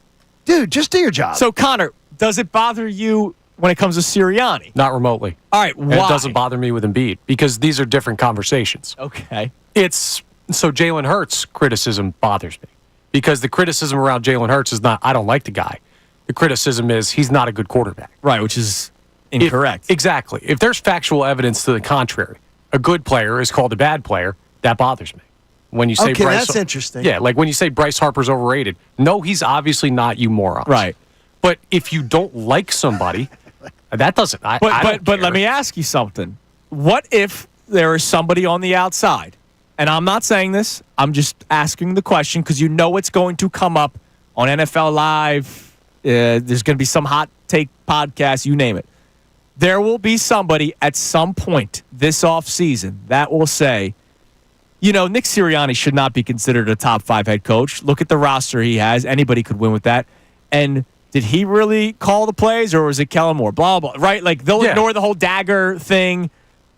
There is a perception that he does not do all that much. Does everybody, though, at what point, like seriously, at what point do people start to say, and you know me, I'm a Mike Tomlin, like I'm a believer in Mike Tomlin. Yes, absolutely. I like him.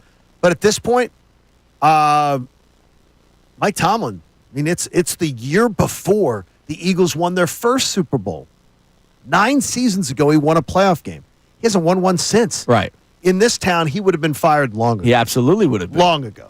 And like I think of Bill Colarulo. Like Bill would say yes, not just because he loves Nick Sirianni, but Well, he was related. but Bill, I believe, would be upset knowing that the league dislikes Nick Sirianni. But the thing is, though, it's how you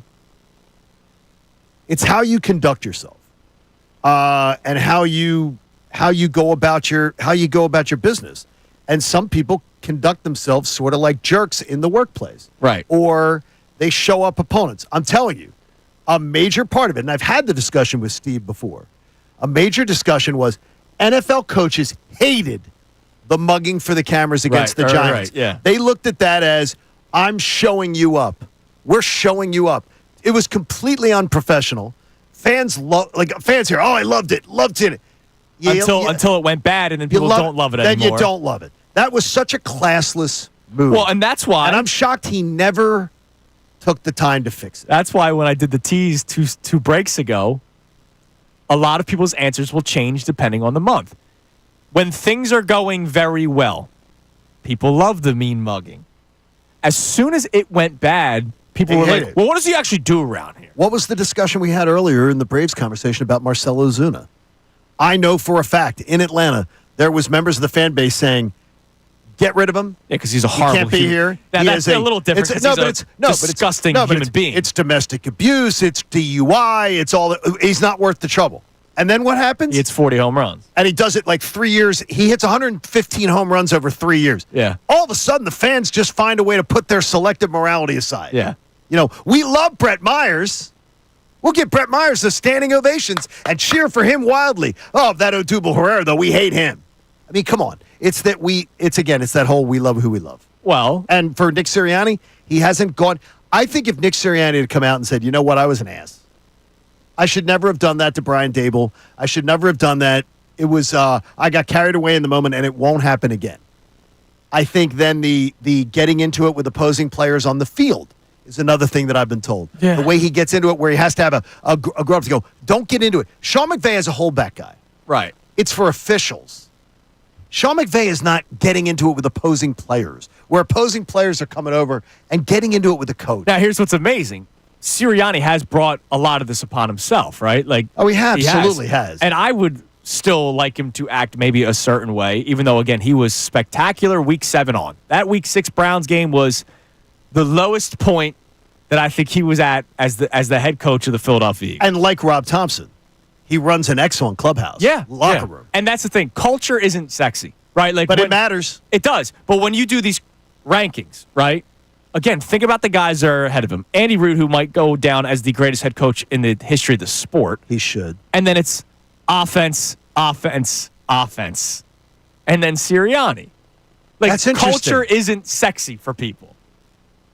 That's a really good insight, and I didn't look at the list that way. Yeah, it is. Smart move by you, Salciunas. That was That's good, 7 Andrew. extra hours of sleep. I didn't look at the. I didn't. Yeah. Like Connor and I were up till 1 a.m. So it shows. That's a really interesting insight because when I looked at the list, I didn't think of it that way. But what I did think of is everybody's in love with the new age abs coach. Yeah, absolutely. My coach has got to have abs. But my coach has got to be well groomed.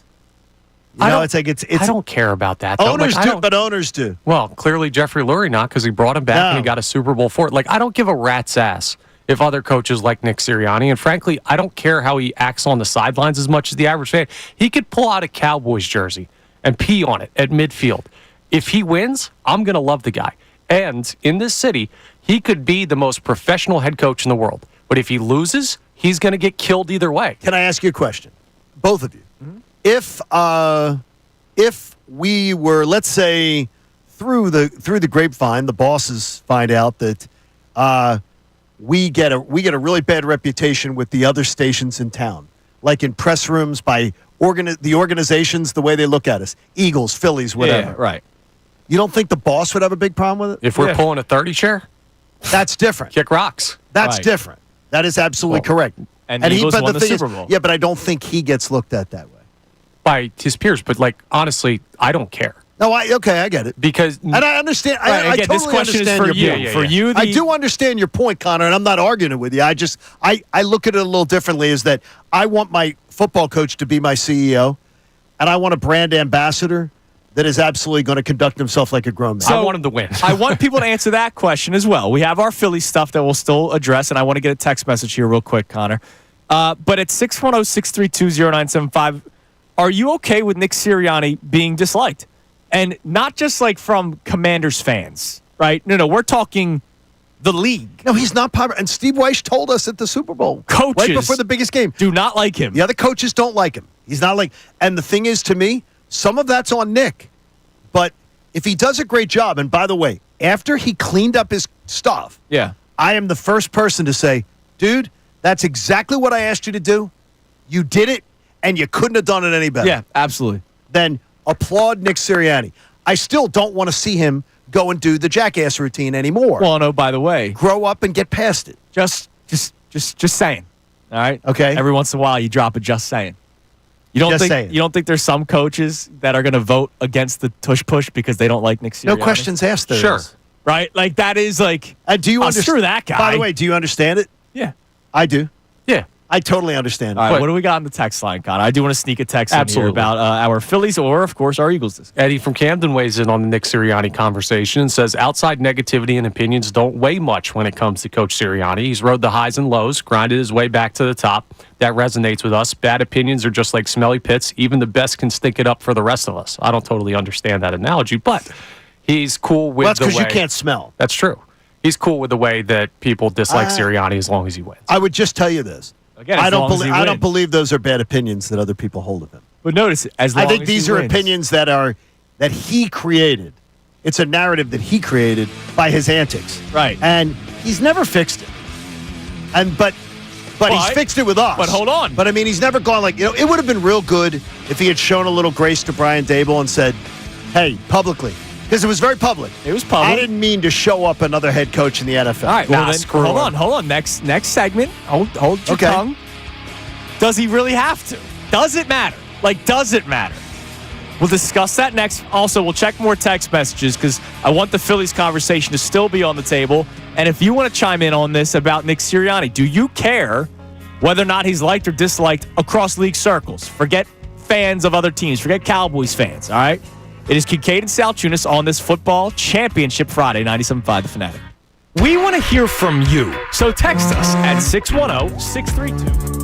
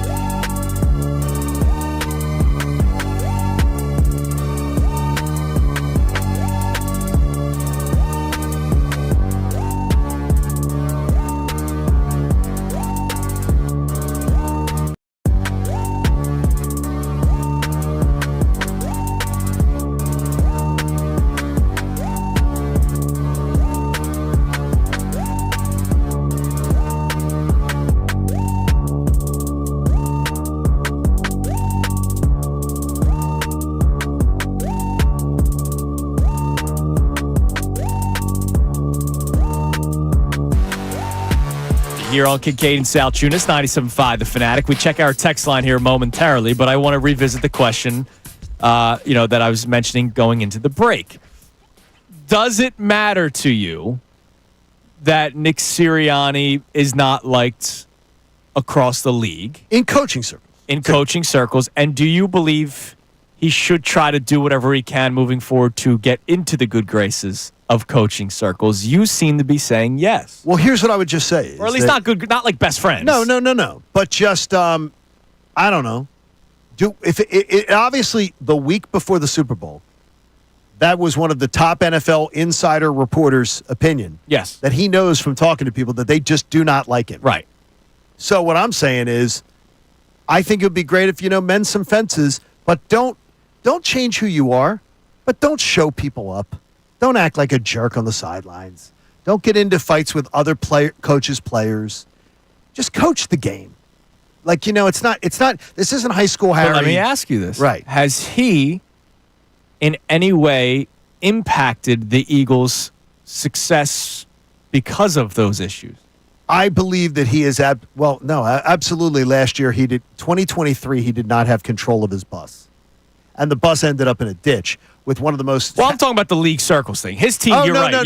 You're right. The 2023. Well, no, he did. 2023 got into it in the San Francisco game. Right. With players. That's when Big Dom got suspended. Right, the Big Dom curse. But I don't think that's where the collapse came from remotely. No. That definitely did affect because people said, Jeff McClain said it. Other people said it. That Big Dom, people thought Big Dom being off the sidelines was. Oh, no. Like I'm not talking about Big Dom. I'm talking about Sirianni, though. Well, that was because of Sirianni. The whole thing happened. If Sirianni minds his behavior against the 49ers, Big Dom's not involved in anything. Big Dom had to jump into something because his head coach instigated getting into it with Greenlaw, yes. the linebacker. Yeah. Nick Sirianni instituted that, not Big Dom. I guess, but if Big Dom's on the sideline, that team still collapses. I'm sorry. They were heading in a bad direction. So, all right, Connor, does it matter to you? Not at all. 0%. I would just like some professionalism, which, by the way, we saw. I don't need he turned it around. I don't need the mend fences because here's the deal: Brian Dable probably should not be the head coach of the New York Giants anymore. So what does it matter? If he gets fired this year, what does it matter if Nick Sirianni mended fences with Brian Dable or not? Now, maybe future offensive coordinators of former head coaches, it would be important to have good relationships with. Does your do you not? If you're Jeffrey Lurie, do you not want a certain decorum? Because I know he does. Oh, yeah, because he went nuts after the Cleveland game, and things had to be changed. Not nuts. I don't know that he went nuts, right. But he was obviously perturbed by it. So there was a meeting. Yeah, one of those things. I need to see you. Yeah, that's always the worst. Yeah, don't ever do that. So I wonder, and I want to know from the people. So let's check our text messages. We have Phillies texts and we have Sirianni texts. Does it matter to you that Nick Sirianni is disliked across the league? And again, I will say it again. Ignore fans on Twitter. Yes. Right? No, I'm talking about his peers. Does it matter to you that he's liked or disliked? And then, of course, with the Phillies, we turn our attention to Dave Dombrowski today. How much blame do you want to give him for the start of this season? Even though they're 8-4, the issues that have hurt the team already through 12 games this season were issues that we were all kind of worried about. None of this is surprising. They spent all winter, and my whole thing, and I know people get tired of it, is the roll it back thing. I couldn't grasp it. I couldn't grasp where you'd go, yeah, what I saw last October, I'm going to ignore that with my eyes and go, We're great. We're going to be fine. It'll all work I think out. The only thing I'm totally surprised in is how bad Bohm has been hitting. How bad? Because it's really bad. You got to put Dave Dombrowski on blast, too, because of the fact that it got out. Well, and that's the thing. They wanted to trade Alec Bohm, which totally devalued him and totally amplified. Well, what's been the guy's problems? And then it got amplified, so every team in the league knows it that didn't even know it. Well, and if you're Alec Bohm and if you already have certain just issues mentally, and I'm not making jokes, if you have certain issues and you just can't handle certain instances, your name being thrown all over the trade market may not help either. No, how would you feel? Wouldn't feel not good, great. right? So we're not ripping Alec for that. No, absolutely, because it must have been a really crappy winter for him. I ripped the organization for saying he was in a good headspace. must have been a crappy winter for him, but Alec would have to understand he started it. Correct. And then they did nothing to put out the fire. Correct. All right, what do we got on the text line? All right, we have people checking in on the Phillies conversation from earlier and what the blame on Dombrowski should be. So Phil from Jersey says, we don't have our starting center fielder on the current roster, and they know it. Let Marsh play, and we will be eventually trading for a center fielder by the deadline. What happened last year? What? Did we have our center fielder on the roster last year? Because it's the same two center fielders. I don't think they're necessarily trading for a center fielder because Justin Crawford's going to be up here this year. Right. And is going to get his shot to play, and he's going to get his shot to play a lot. Yeah, Right. got to see what he is, though. No, I understand, but that's why I can't just assume they're trading for a. They're going to. How about this? Fair. They will trade for a right-handed outfield bat. Yes. Guaranteed. Unless I it's don't believe it'll be a center fielder. In fact, Or it's a third base. or it could be. Yes, could be. Just saying. Why don't you take Maybe care? maybe why this don't you- weekend. Why don't you beat the Cardinals a little bit and sort of lower them in the standings? Boy, Go So get that- Nolan Arenado. So that Yes. yeah, like I said the other day, it's the Zach LaVine of baseball. It's the trade that's talked about forever. that never seems to happen, like Kevin Durant. Arenado, Trout, deadline, perfect. Phillies Oh, fans yeah, get what they Trout, want for Trout, a decade. No, thanks. Perfect. What else we got on the text line? He's All from right. Jersey. Did you know that I, much? Al? I did Millville. know that. We also have people checking on the Nick Sirianni, You getting choked up about Sirianni Nick? conversation. James says, I couldn't care less about what others think of Nick. It doesn't influence his success, just like it didn't this past year. If anything, I think the league-wide disdain for him could be used as motivation for him to be even more successful. As long as he wins like he has, I don't care. Well, that's the funny thing, how context matters. If I asked this question 2 years ago, Or last offseason. right, last off. If I asked this question Right. after the collapse, it's, man, he's got to really change his attitude. We had blah, people blah. overwhelmingly. That was what the fans thought. Right. And Right. now it's like, well, and they that's won. why I wrote down on the sheet, it depends on the time of the year. It depends on what's going on. But here's the thing. That doesn't play into this conversation. And I'll Okay. tell you why. Brandon Marsh is professional. He is a great locker room guy. He shows up. He works hard. They say he hustles. works hard. They do. He stinks right now. So we love him because he's professional? No, guys, we like people who win. You could Yeah. be the nicest guy in the world. You could be professional. If you lose, you're going to get ripped in this city. If you win, you're going to be praised. So it doesn't matter if he coaches poorly, whether he's the model citizen or not, Right. he's going to get killed in this town. Absolutely. And the only thing is, Not a bad point. it will be louder because of his Well, sure. attitude and stuff. And I'm not taking shots at Sirianni here.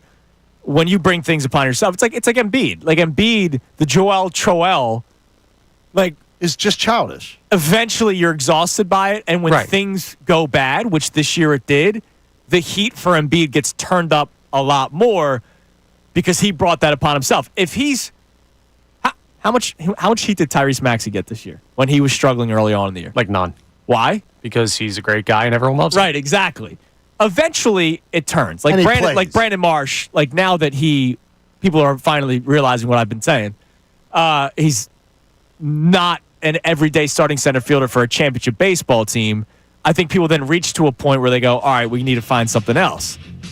It's just the text message of, they'll trade somebody, don't worry. They should have done that last year. You're wise this morning. It's that extra sleep, That extra Connor. sleep, man.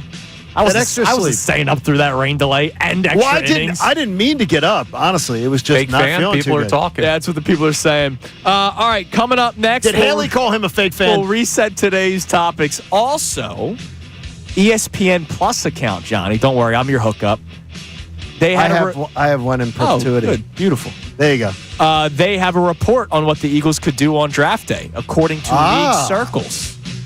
It is Kincade and Salciunas on this football championship Friday, 97.5 The Fanatic.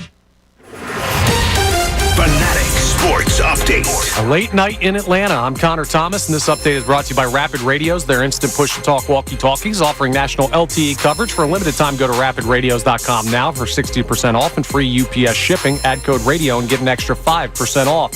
Phillies fell to the Braves earlier this morning. It was a late night in Atlanta. 4-2, the final in 11 innings. It was not just the extra innings that made it long. A 2-hour and 44-minute rain delay was in the middle of the game as well. a game that ended with Marcell Ozuna hitting a walk-off homer off of Joe Ross. It's the Phillies' first series loss of the year. They won't get much time to recover from it either. They're heading to St. Louis to take on the Cardinals tonight at 8:15. Aaron Nola versus Andre Pallante is the pitching matchup in Game 1 there. Sixers play the Hawks tonight at 7. You can hear that game live here on The Fanatic. Flyers are off. They'll play the Islanders tomorrow. And we're now under 2 weeks to the NFL Draft. We'll keep you updated as the rumors heat up on what the Eagles could do with pick 32. Kevin Nagati of ESPN will join us coming up at 8:55. This update's also brought to you by Tullamore Dew Irish Whiskey, the original triple distilled, triple blended, and triple cask matured Irish whiskey. When it's game time, it's Tully time. I'm Connor Thomas for the home of the 76ers and Flyers, 97.5 The Fanatic and 97.5thefanatic.com. Bill Colarulo.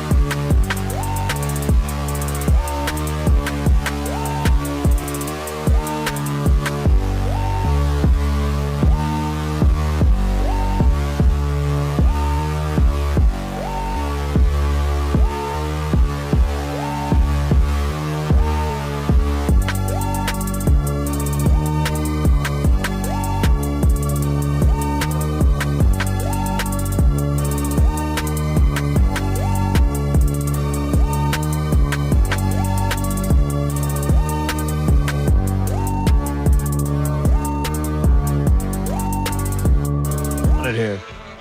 She absolutely. You got to is. shower before getting into a pool that is not your pool if you're at a beach. The resort What? thing. You're at a resort, you're at a hotel. You gotta get the sand off the legs before and you've been jumping on in the the pool. beach, and then you're going into the pool that all the guests are sharing or everybody in my neighborhood is sharing, and you have sand on you. You should shower. They have the showers. Pull the shower, rinse yourself off, get the sand off you before you go He's in the saying pool. shower, what the pool's for. not soap and Not soap and water. shampoo. He's just saying get the soap off. But the Or pool get washes all the sand off you. You're not No, you supposed don't to do that. You do not do that. Guess I'm the bad boy at the resort. You then. are the bad you boy are. at the resort. Jerk is what you are. In a few minutes, ESPN has a little report on what the Eagles could potentially do come draft day. Ooh. So I'll give you that come up in a few minutes. But here's what we've been talking about so far to start the show. As we have already almost reached the 8 o'clock hour, which, by the Can't way, get over it. your next chance to win $1,000 comes your way in 4 minutes. I wanted to turn the attention to Dave Dombrowski today just to kind of give him a little bit of heat today. The issues that you're seeing with this Phillies team so far to start the season, a lot of it could have been addressed and straight up was not addressed during the offseason. And it's funny. Like, I sometimes I exhaust myself talking about Brandon Marsh and Johan Rojas, but like I had an issue going into the 2024 season with the two of them. Yeah, you did. So did I. I'm now going into the 2025 season and through 2 weeks still having an issue. That's not good, especially when like the Phillies are supposed to be a winning ball club, right? Or there's expectations, for And them they to are, win. they are a winning. winning ball. Right. But Right. exactly. Big You better picture. be with what John Middleton's spending. Right, exactly. It's not that hard to be when you spend that kind of money. The bullpen, losing both Estevez and Jeff Hoffman, was addressed on these airwaves. Like, those are two big losses. What are you going to do to replace it? They were your two best And- you were using. And you really didn't. No, you didn't. You took a flyer on Romano, and he had a good outing yesterday. Let's hope that continues, because if that continues, that softens the blow a He's little had bit more of losing bad both outings those than guys. good, though. Right, absolutely. Alec Bohm, when you throw him around on the trade market, and then all of a sudden you try saying, "Oh, we were never going to try to trade him," and then Bryce Harper straight up says it within the first week of the season, like. Like, why do they? Like, I truly do not understand. And some guys What can is- handle it. Look, Nick Castellanos can handle it. He can handle it. Right? Nick Castellanos' name's been on the trade market for the last 3 years, and he's okay.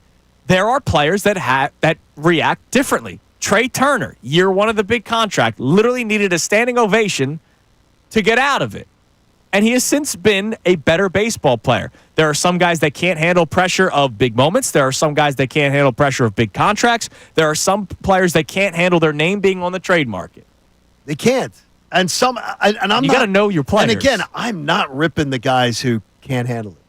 Like, or who are annoyed by it. Right. But I am ripping them if they can't understand this is because of you that you're Right. in this position, and now you got to find a way to get over it. Nobody's saying Bohm is a bad baseball player. No, he's not. And by the way, I do believe we're going to go through stretches where Alec Bohm goes back to being what Alec Bohm was. Oh, yeah. Brandon Marsh, he is what he is. Now, real quick, nobody in this room is saying Alec Bohm is a bad baseball player. There are a lot of people that Correct. are saying Alec Oh, no, Bohm's we a get bad that. baseball We player. get that. yeah, Yeah. you're right. And if Nobody you're in saying this that, room. you're incorrect. Yeah, he is not a bad baseball player. There are improvements. There are Absolutely. improvements, right, exactly. There's improvements to a lot of Good players. insight, Connor. Damn Insight right. and perspective. that you need to hear.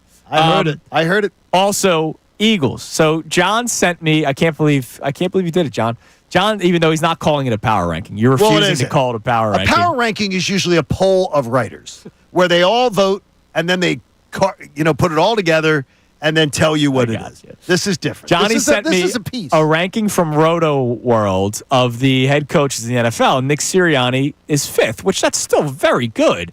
He's behind Shanahan, Harbaugh, McVay, and then number 1 is Andy Reid. Okay, how can he be behind McVay?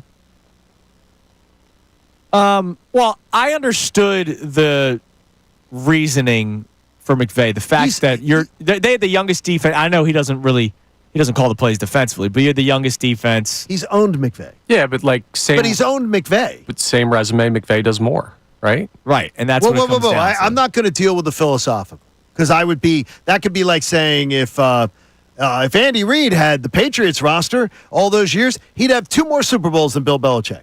I can't do the philosophical. I'm going to say is you deal with what you deal with, and Right. that's where you make your No, bones. but what Connor's saying, he does more in terms of he calls plays. Like Sirianni on game day does less than McVay and Shanahan. No, And he does. I That think is that's correct. why those guys are ahead. You're listening to 97.5 The Fanatic, WPEN, HD1 Burlington, Philadelphia, a Beasley Media Group station broadcasting live from the Comcast Business Studio, powering possibilities. We'll continue the conversation, but first, let's give out some cash. The Fanatic signing bonus. You know what? Adding $1,000 to your bank account would be nice. That's Yeah, why yeah, today's that's keyword nice. is bank. John? I like that. Like Citizens Bank. That's right. We love that. B-A-N-K. Bedlam at the bank if you want $1,000. Bank Do I have shot? to pay Scott Fransky something next time I see him? Probably. I think they did Give him $1. trademark it. I have to give him $1 I or think they something. did trademark it. Your chance to win $1,000 by texting the word bank to 45911 or entering it on the Fanatic mobile app or 975thefanatic.com. You got 25 minutes to do so. One random entry wins $1,000 in this company-wide contest. The winner will get a call from Beasley, so be sure to answer your phone. Contest rules at 975thefanatic.com. It's presented to us by our friends at Live Casino and Hotel Philadelphia, voted best casino in PA by Casino Player Magazine. Your next chance to win will be at 10 o'clock with the Mike Missanelli Show. All right, give us a text message on any of our topics. The Phillies conversation, just sort of turning the attention to Dave Dombrowski. How much blame are you ready to give Dombrowski through 12 games this season? And when it comes to Nick Sirianni, do you care that he is not necessarily liked by his peers? Does it bother you at all? Would you like Sirianni to sort of make some changes? He's got the Super Bowl belt now, right? Like, he has it. Sure. I think they give a ring. Ring. Thank you. Well, they haven't gotten it yet, but they're going to get it. Do you want him to continue being him, or do you want him to try? Everybody tries to find a way to improve, right? You could have the best day of your life. Supposed to. The next day, you're trying to find a way to make it better. Nick Sirianni can improve himself as a person, as a head coach. Or do you want him to just kind of be the same guy, which has led to his peers disliking him? I want him to be the same guy, but the childish antics got to stop. Okay. The way he is, the ultra emotional, that can get into, that can cry, Yeah. that can get. I'm all for it, and I actually really admire people who are their true selves. Yeah. So I'm all into that, but I also don't want him to act like a jackass to his peers. By the way, you know and to who- conduct himself poorly. You know what we never talked about? What's that? Because the Eagles won the Super Bowl, so there's a million other things to talk about. They did the zoom in on Sirianni's face. If you And remember, Chris Jones, too. there were no tears from Sirianni. No? Remember the last time they were in the Super Bowl? It was waterworks. No tears this time. All right, what do we got on the text line? Want to know in Super Bowls when he doesn't cry. That's a good point. We have a check-in from Colby in Central PA. Little callback from earlier this week. A simple text, 2 words. Grandma lives. That's all right. Bury the Braves. Grandma did live. Yeah, you wanted to take Grandma off the life support. Beep. Yeah, but last night in that 9th inning, I'm thinking, here it is. Look at that Johan Rojas. Johan could kill Grandma right now. No, 10th inning. Johan Rojas takes the critical walk. And I thought Johan was going over You and thought going, that pulled the plug? it's been a good run. Boop. Nah. No. Maybe no more dead Grandma stuff. Terrible. Don't worry, Bad vibes for the series. Ross was the shock. Was the Yeah, you the go. paddles. The paddles. Mike from Yeah, Phoenixville for them. has a non-grandma text. He says, my friends and I talked about this the other day. This team misses Reese Hoskins so bad. A homegrown right-handed bat that always came up big in big moments. Big voice in the locker room, too. And he also had that dog in him when he played teams like the Mets. He's, by the way, though, really off to a bad start. Yeah, he got hurt too. I understand. Yeah, but look, again, I'm not thinking he'd be like a 40 home run hitter. It's that right-handed pop that you are totally missing. And I'm not saying they should have kept Reese Hoskins. I just wondered down the road, will we look back and go, man, it would have been nice if they were able to work out something where Harper stayed in the outfield, Hoskins was your first baseman. But you're right. You would not have been able to play him, Harper, because the injury happens. And then what are you going to do? All right, so do you know who the guy Reed is from ESPN? Reed? R-E-I-D. No. Like Andy Reid. No. You know how they do the blurbs and it Oh, says okay, yeah. McManus? Right, Like, okay. I know who No. Tim McManus is. Reed is one of the team's. Jordan Reed. Here you go. Jordan Reed. He's one of the Plays for the Packers. embedded reporters, just like McManus. Right. So it's Jordan Reed. I just found it at the top of the article. What we're hearing about the Eagles draft, they did this for every single team. They did like a specific question and then what we're hearing. And everybody got the what we're hearing question. So what we're hearing about the Eagles draft, the Eagles are mostly content to let the board fall to them at number 32. But they are prepared to move up if a prospect who's high on their board ends up falling. We've been hearing a lot more about trading back. Really, only one mock draft had them trading up, the swap with the Vikings for the edge rusher out of Boston College. Two names to keep an eye on. Defensive tackle Walter Nolan, who Andrew DeCecco mentioned yesterday with us, and edge rusher James Pierce Jr. out of Tennessee. While they broke tendency last year by drafting cornerback Quinyon Mitchell in round 1, expect them to revert to their usual form this year, which, of course, is defensive line. Okay. And remember, the 14 first-round picks Howie Roseman's been the GM of, 7 of them, half, have been defensive linemen. But they're hearing there's a chance that they could move up. I think it would be for safety. That's what I think it's for. If you do move up. And I think it would be Malachi Starks. He's the guy. Yeah. Yeah, he's the guy. Because you remember, and we said it on the show before it happened. I was told by a good source that they were getting a Georgia Bulldog, Right. which they did with Azeez Ojulari, and that there was going to be another one coming. So, look, they know. They spend a lot of time in Athens. Absolutely. They But do. the only thing is, I wouldn't overpay for Starks as far as I wouldn't overdraft him. I think around 23 to 26 is a really good number. I said it the other day with DeCecco at 25. Like, I think he'll be off the board around 25. Okay. So if you could get there, I'd be all for it. All right. Interesting. He's got a great reputation. So. But ESPN reporting that There you go. they're in prime position to move up. The NFL draft 13 days away. An NFL draft that I am very excited for because I don't know the direction they'll go in. I get it. People would rather, they're more entertained by top 10 picks, totally understand. But because the Eagles don't have one area that they need to target and they have multiple areas that they need to target, to me, that's more intriguing because it makes you think a lot more. All right, coming up next, we have today's headlines with Connor Thomas.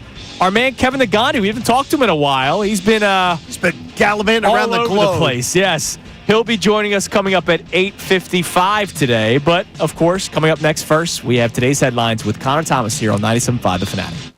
Mike Missanelli. When I look at the Dodgers, I go, okay, they're going to probably get better. But the Dodgers have been touted as this impenetrable.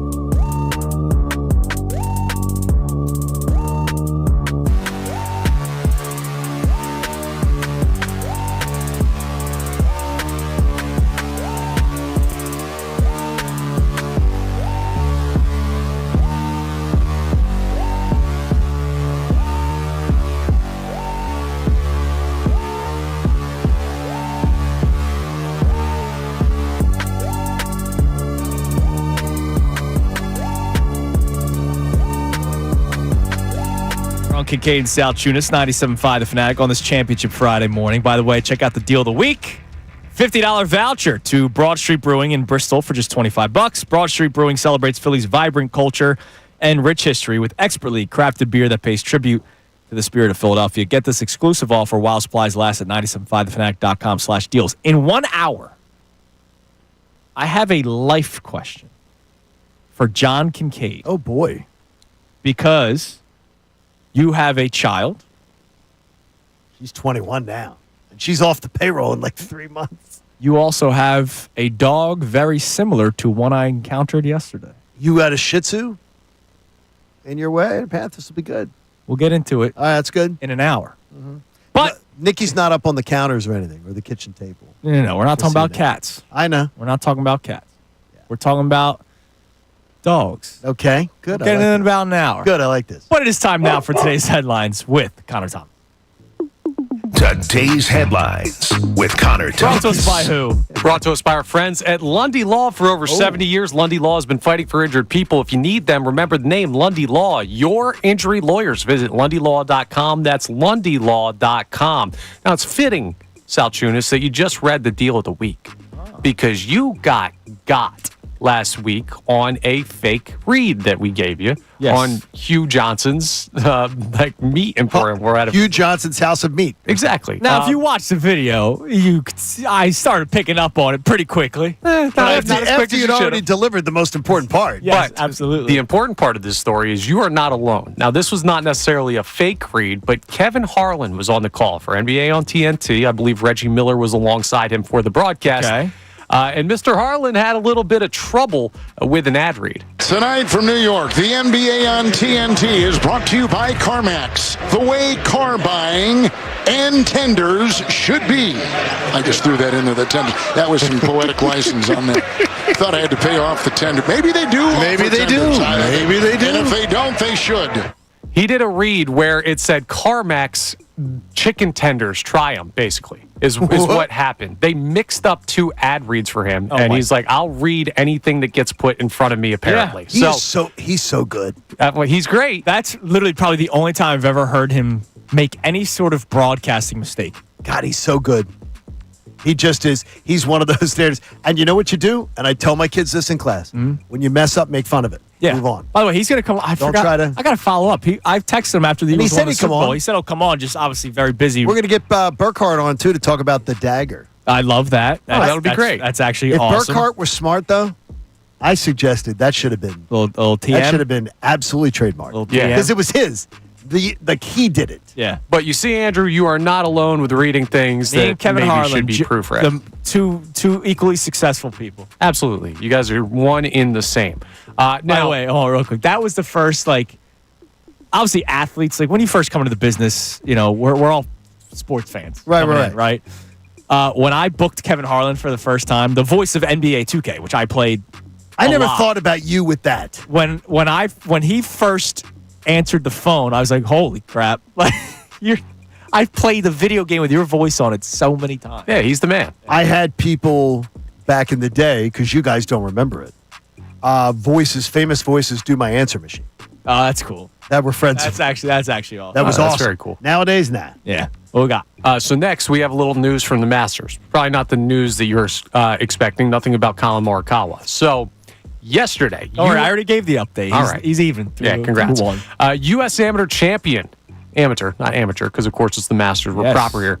Currently is Jose Luis Ballester, and yesterday he got a round of applause on the 13th tee box, or next to the 13th tee box. Now, if you know Augusta, you know that between the 12th green and the 13th tee box, there is a little creek that runs by called Ray's Creek.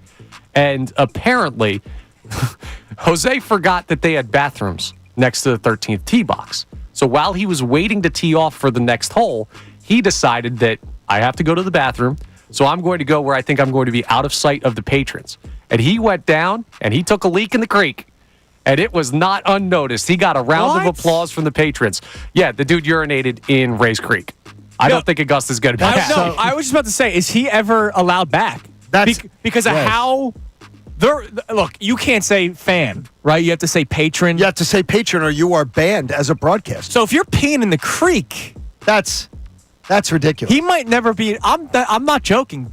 You could speak on it more than I can because you've been there. Oh gosh, their rules and how uptight they are. Like I worked with people who weren't allowed to come back, never got a credential again, because they were saying the mob. It was like a mob of people. Yeah, you're not allowed to say and that they literally canceled their credentials going forward. That guy may never play again. Here's the unless thing. he wins this tournament, then he gets the automatic invite. Right, and the U.S. Amateur champion gets there. They have certain automatic qualifiers. He'll still get to play if he qualifies. But this is something that they're definitely going to get after him on. People do that?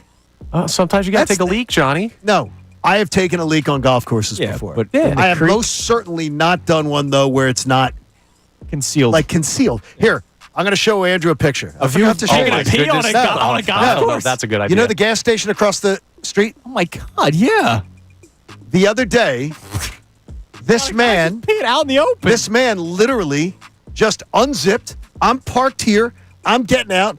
He just starts peeing in the grass. You got to go. You got to go. No alley. Like this is no literally alley. Parking spot. And Listen, man. I couldn't get over it. Sometimes you got to pee. No, you don't do that. By the way, real quick golf question for you guys. Nicholas Dunlap. Obviously, he's only 21. He's only 21 years old. 18 over yesterday. Yeah, shot a 90, right? He's dead last in the tournament. I think that's the highest score in a round in the Masters. Like, you go out there just for fun today, right? And like, yeah. Like, not making the cut. They want to show the picture. Do I show the picture on YouTube or not? There's no nothing. It's my picture. Yeah, but nothing's. You don't see anything, right? Yeah, you see his hand. Yeah.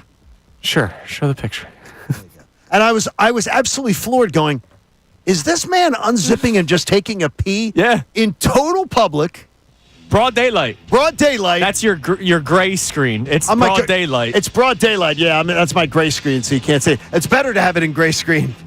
God knows what might be on the picture that I can't see. If I had $1 for every person I saw peeing in public in Philadelphia, not like that. Not yeah, I'd have dollars. Connor, he is standing in broad daylight in front of a parking spot where there's grass, and just walk around Center City.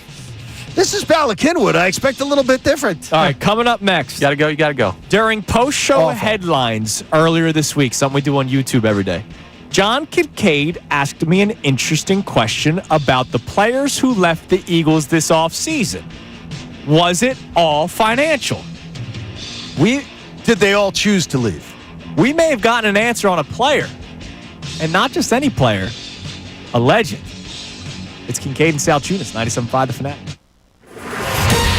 Fanatic Sports Update. Bills fall in extras. I'm Connor Thomas, and the Phillies fell to the Braves early this morning. We'll get to that in a second, but this update is brought to you by the Electrical Workers Local 269 and the Electrical Training Alliance. IBEW 269, proudly energizing their community for over 100 years. Visit their website at IBEW269.com. Yes, the game went into the early morning of today's date because we had a 2-hour and 44-minute rain delay, and also it was a 4-2 final in 11 innings.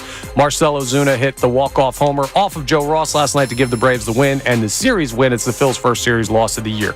They don't get much time to recover from it. They're in St. Louis tonight, taking on the Cardinals at 8:15. Aaron Nola takes the mound against Andre Pallante. Sixers play the Hawks tonight at 7 p.m. You can hear that game live here on The Fanatic. Flyers are off. They'll play the Islanders tomorrow. We're now under 2 weeks to the NFL draft. We'll keep you updated as the rumors heat up on what the Eagles could do at pick 32. We'll talk to Kevin Nagandi coming up at 8:55. This update's brought to you by Groundworks as well, your expert for basement waterproofing and foundation repair since 1997. Book your free inspection at groundworks.com. I'm Connor Thomas for the home of the 76ers and Flyers, 97.5 The Fanatic and 97.5thefanatic.com. Vacation, business.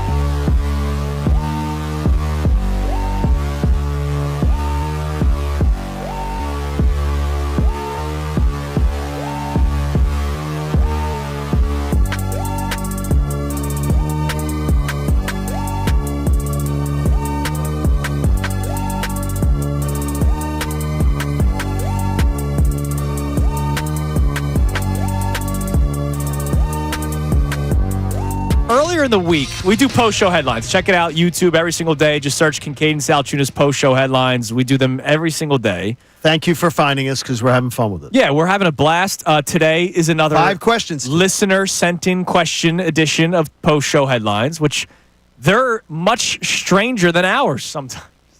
Yeah, it is. Like It's whether or not we baby talk our spouses was one of them. Who was the smartest person at 97.5? Yeah, I said John. John said John. John answered. I said no. John I said answered himself. Book smart. I said Connor or Bill. Yes. I said just overall smarts. I think I'd take myself. I think you got to throw Missanelli in there too. Mike, former lawyer I said as well. Mike, Yeah. but I said John. Part of Ultimately, smart, I though, said John. There's a lot involved in being smart. A lot involved in being smart. We had the discussion. There's a lot Anyways, involved. I voted for myself. Post-show headlines. We do it every single day on our YouTube feed. Like, subscribe. We appreciate it. And earlier in the week, you asked me a question about the Eagles that have parted ways. So we know that Josh Sweat, Milton Williams, Chauncey Gardner-Johnson was traded, Darius Slay, Oren Burks, and the retirement of one Brandon Graham. And a NFL insider had said to me that they had heard that 2 of them didn't want to go out the door. And we knew that, that potentially one of them, I think probably Darius Slay, we can agree on. He would have loved to have stayed. Well, I think Chauncey Gardner-Johnson would have Chauncey Gardner-Johnson loved to have stayed. Yeah. But as far as Chauncey Gardner-Johnson was told, leave. Yeah. Leave. That's how it seems as more and more information comes and then out. I was told that potentially one of the other exits, they were told to leave. I got better information that said to me, Darius Slay was absolutely not one of them. Okay. Because I suspected it might have been Slay. But well, remember, he was also saying he would go to Detroit. But Like Slay's he was open to leaving. He was open to leaving because they weren't going to combine on a Slay wanted more than they were willing to give. Yeah. So that's it. And deservedly so. He had another good season and won a Super Bowl. I think we now know who it is, though. Who? I think it was Brandon Graham. So Brandon Graham said it on the record. Do we have the audio, Connor? Yes, we do. All right, New so Heights. We have both. Okay, we both. good. So let's play the New Heights one first, which is Jason Kelsey and Travis Kelsey. This answer was a little bit more like, he's with his buddies, right, having a good time. And he told a story about him walking to Howie Roseman's office before he officially announced his retirement. Take a listen. I'm going to be totally honest with you. I wanted to give it another run because I got hurt. And I was like, man, I got a whole bunch left that I can still do. I prayed before I went in the day before. I was like, I'm going to put it in his hands. If we don't come to a conclusion that we can do it again, I ain't even going to fight it. So when I walk in, he like, BG, like, what you want to do? I say, man, what you want me to do? He was like, BG, this is such a fairy tale ending, man. I can't let you, man. And when he said fairy tale, I was like, all right, Lord, I'm done. I didn't even fight it after that. So he walked into the room thinking he was coming back. He walked out of the room, and Howie said, I can't let you do it. In other words, you're not playing here. Now, that's what it is. Now, the fairy tale ending, I do agree with Howie. Like, it's as fairy tale as it comes. I'm somebody that would love to go out on top. Like, like if I can leave, like we talked about Zach Wheeler a few weeks ago. On post-show headlines. We were talking about like how high he ranks. And when he signed that extension, I was in Clearwater when he signed the extension last offseason, and I interviewed Jason Stark that day. And Jason Stark believes that that's the last contract he's signing. Because he does believe that, yes. He doesn't want to go down as... How many times have we seen athletes play too long? He doesn't want to be Max Scherzer, Justin Verlander, Clayton Kershaw. He wants to go out, even if it's not winning a World Series, he had another exceptional season as a major league pitcher, and he left without a bad season. And he's going to go back to Dallas, Georgia, where it is very peaceful, it's very beautiful, and he is going to he could own the town if he wanted to. Yeah, I thought Dallas was in Texas. Dallas, Georgia. A lot of country music fans in Dallas, Georgia, though, Connor. You'd fit right in. So I get how he's reasoning. Now, he also was on with Kay Adams, and take a listen to what he had to say on the Up and Adams show. I'm 90% retired. I'm 90%. The 10 is how much I want to continue to train the way I'm training. You know what I'm saying? Because I'm trying to look good, and training to train for a game is different, but I haven't really changed that yet. I just want to go out there and speed it up to where I want to look good, and make sure that I'm staying fit, and while I'm still rehabbing my arm, and making sure that when I do retire, I'm staying in the habit of that. But he kind of leaves the door open, like, hey, I'm still preparing, right? 90%. He wants the call. It almost feels Jason Peters-ish. Yes. When they were done, and then all of a sudden they were like, "Oh crap! Somebody got hurt. We're desperate." Or he's going to play guard. It does feel like, and then he held them up. Yeah, and Jason Peters shook them down for more money. And then he went to tackle and all that kind of stuff. Yeah, I don't see that. To me, is a guy who's like, his heart wasn't fully sold on being gone, so he's going to need time to come to terms with it. And the way that he's coping right now is continuing. I to train. agree with you, and it's hard for anybody. I mean, Jason Kelce's press conference when he retired was 6 hours long. Right? Like, I think it just ended. The speech ended on the way into work today. I heard him end it. It's hard to make that decision. Now, the biggest difference between Jason Kelce and Brandon Graham, Jason Kelce's career ended just horribly. Not him personally, the team. I remember him walking around the sidelines like a zombie. Yeah, during that Bucs game. On that Monday night game, just shaking his head like. Whereas Brandon Graham's walking off winning a Super Bowl. And I get it. He got hurt. And he was playing exceptional football. He was supposed to be a 20% snap guy and ended up overtaking Bryce Huff. He was playing that good. And when he got, and remember, during the season before the injury, it was, yeah, maybe I'm not done. Maybe this isn't my last season. Then he gets hurt. And I could only imagine, does somebody want to rehab again? That's got to be hard. Well, he obviously wanted to. He made it. Well, he kind of has to at some point, right? He said, you got to rehab it, right? You want to play golf. You want to do. Yeah. In that initial clip that we played from the Jason Kelce podcast, the New Heights, he made it seem like he wanted to play, but he said, whatever Howie decides, I'm cool with. I don't think he's necessarily distraught, but he totally would have played. If you say you're 90% retired, and I'm going to keep saying so if I get the call, then you are sort of distraught. I wouldn't say 90% retired is distraught. Jason Kelce tap danced into retirement. And the next phase, he had a job. He had a job waiting for him. And I do not believe Brandon Graham has a job waiting for him yet. He probably will. Jeffrey Lurie said he'll be a part of the organization. No, but I'm talking about a job. Jason Kelce has a job where Jason Kelce has become a bigger star than he was when he played. Right. Brandon Graham did do the ESPN that one day. They gave him a tryout. There hasn't been a contract yet. Yeah. So he might not get that. But it is got to be interesting. a little personal, excited there. It ultimately was Howie's decision. I think it's absolutely 100% the right call. Yeah, I agree with you. The only thing I am still kind of concerned about the pass rush. I got you. We'll see. If BG is having this ending and his heart is not fully set one way or the other, like we were already shocked by the production we got. He got pushed out the door. Well, kind of. What do you mean, kind of? I can't let you do it. Oh, I want to come back. I want to take another run at it. I can't let you do it. Well, he wasn't saying, like, I was 100% going to play, and Howie told me you can't play. Like, he said he went in there wanting to play. I think, look, I wonder if Howie goes, hey, listen, Brandon, you can literally go out as a champion. I can't guarantee you another Super Bowl season.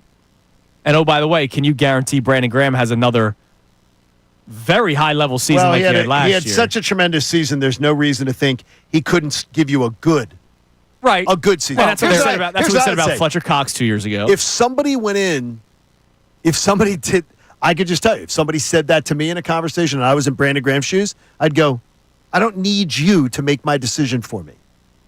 This is my career. My professional. Yeah, but you heard him say it. He's open to whatever it is. You just tell me whether I'm in or out. He told me he was out. But he wanted in. He thought about being in. He wasn't said he sold. Walked in, wanted to go in. He wasn't sold one way or another. We can play the clip again. It was up in the air. Howie pushed him in a direction. He took the direction. I would absolutely not want that. All right. So, question one. Are you okay with it? Because this is an Eagles legend that made it clear he would have come back if Howie said, we want you back. If Howie said, we want you back, he'd be back. He would have been back. Are you okay that Howie Roseman made the decision to say, nah, we're good? Also, I said this to you guys last week after Jeffrey Lurie spoke. It's different this time compared to the last time they won the Super Bowl. They actually have a plan. So I wonder, these tough decisions, like telling Brandon Graham you're done, can you deal with it a little bit more knowing that they actually have a plan this time? It is Kincade and Salciunas. We'll discuss this more coming up next year on 97.5 The Fanatic. Tyrone Johnson. It's notable, not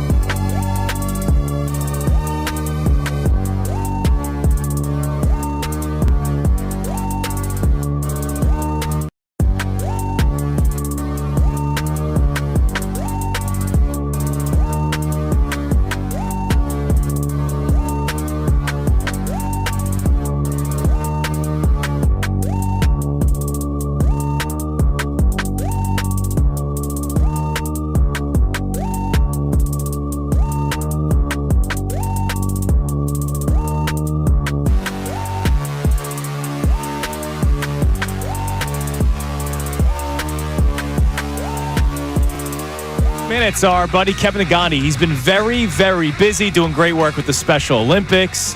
He's been on vacation. So we haven't talked to him in some time. He'll be joining us coming up at 8:55, which we're very much looking forward to.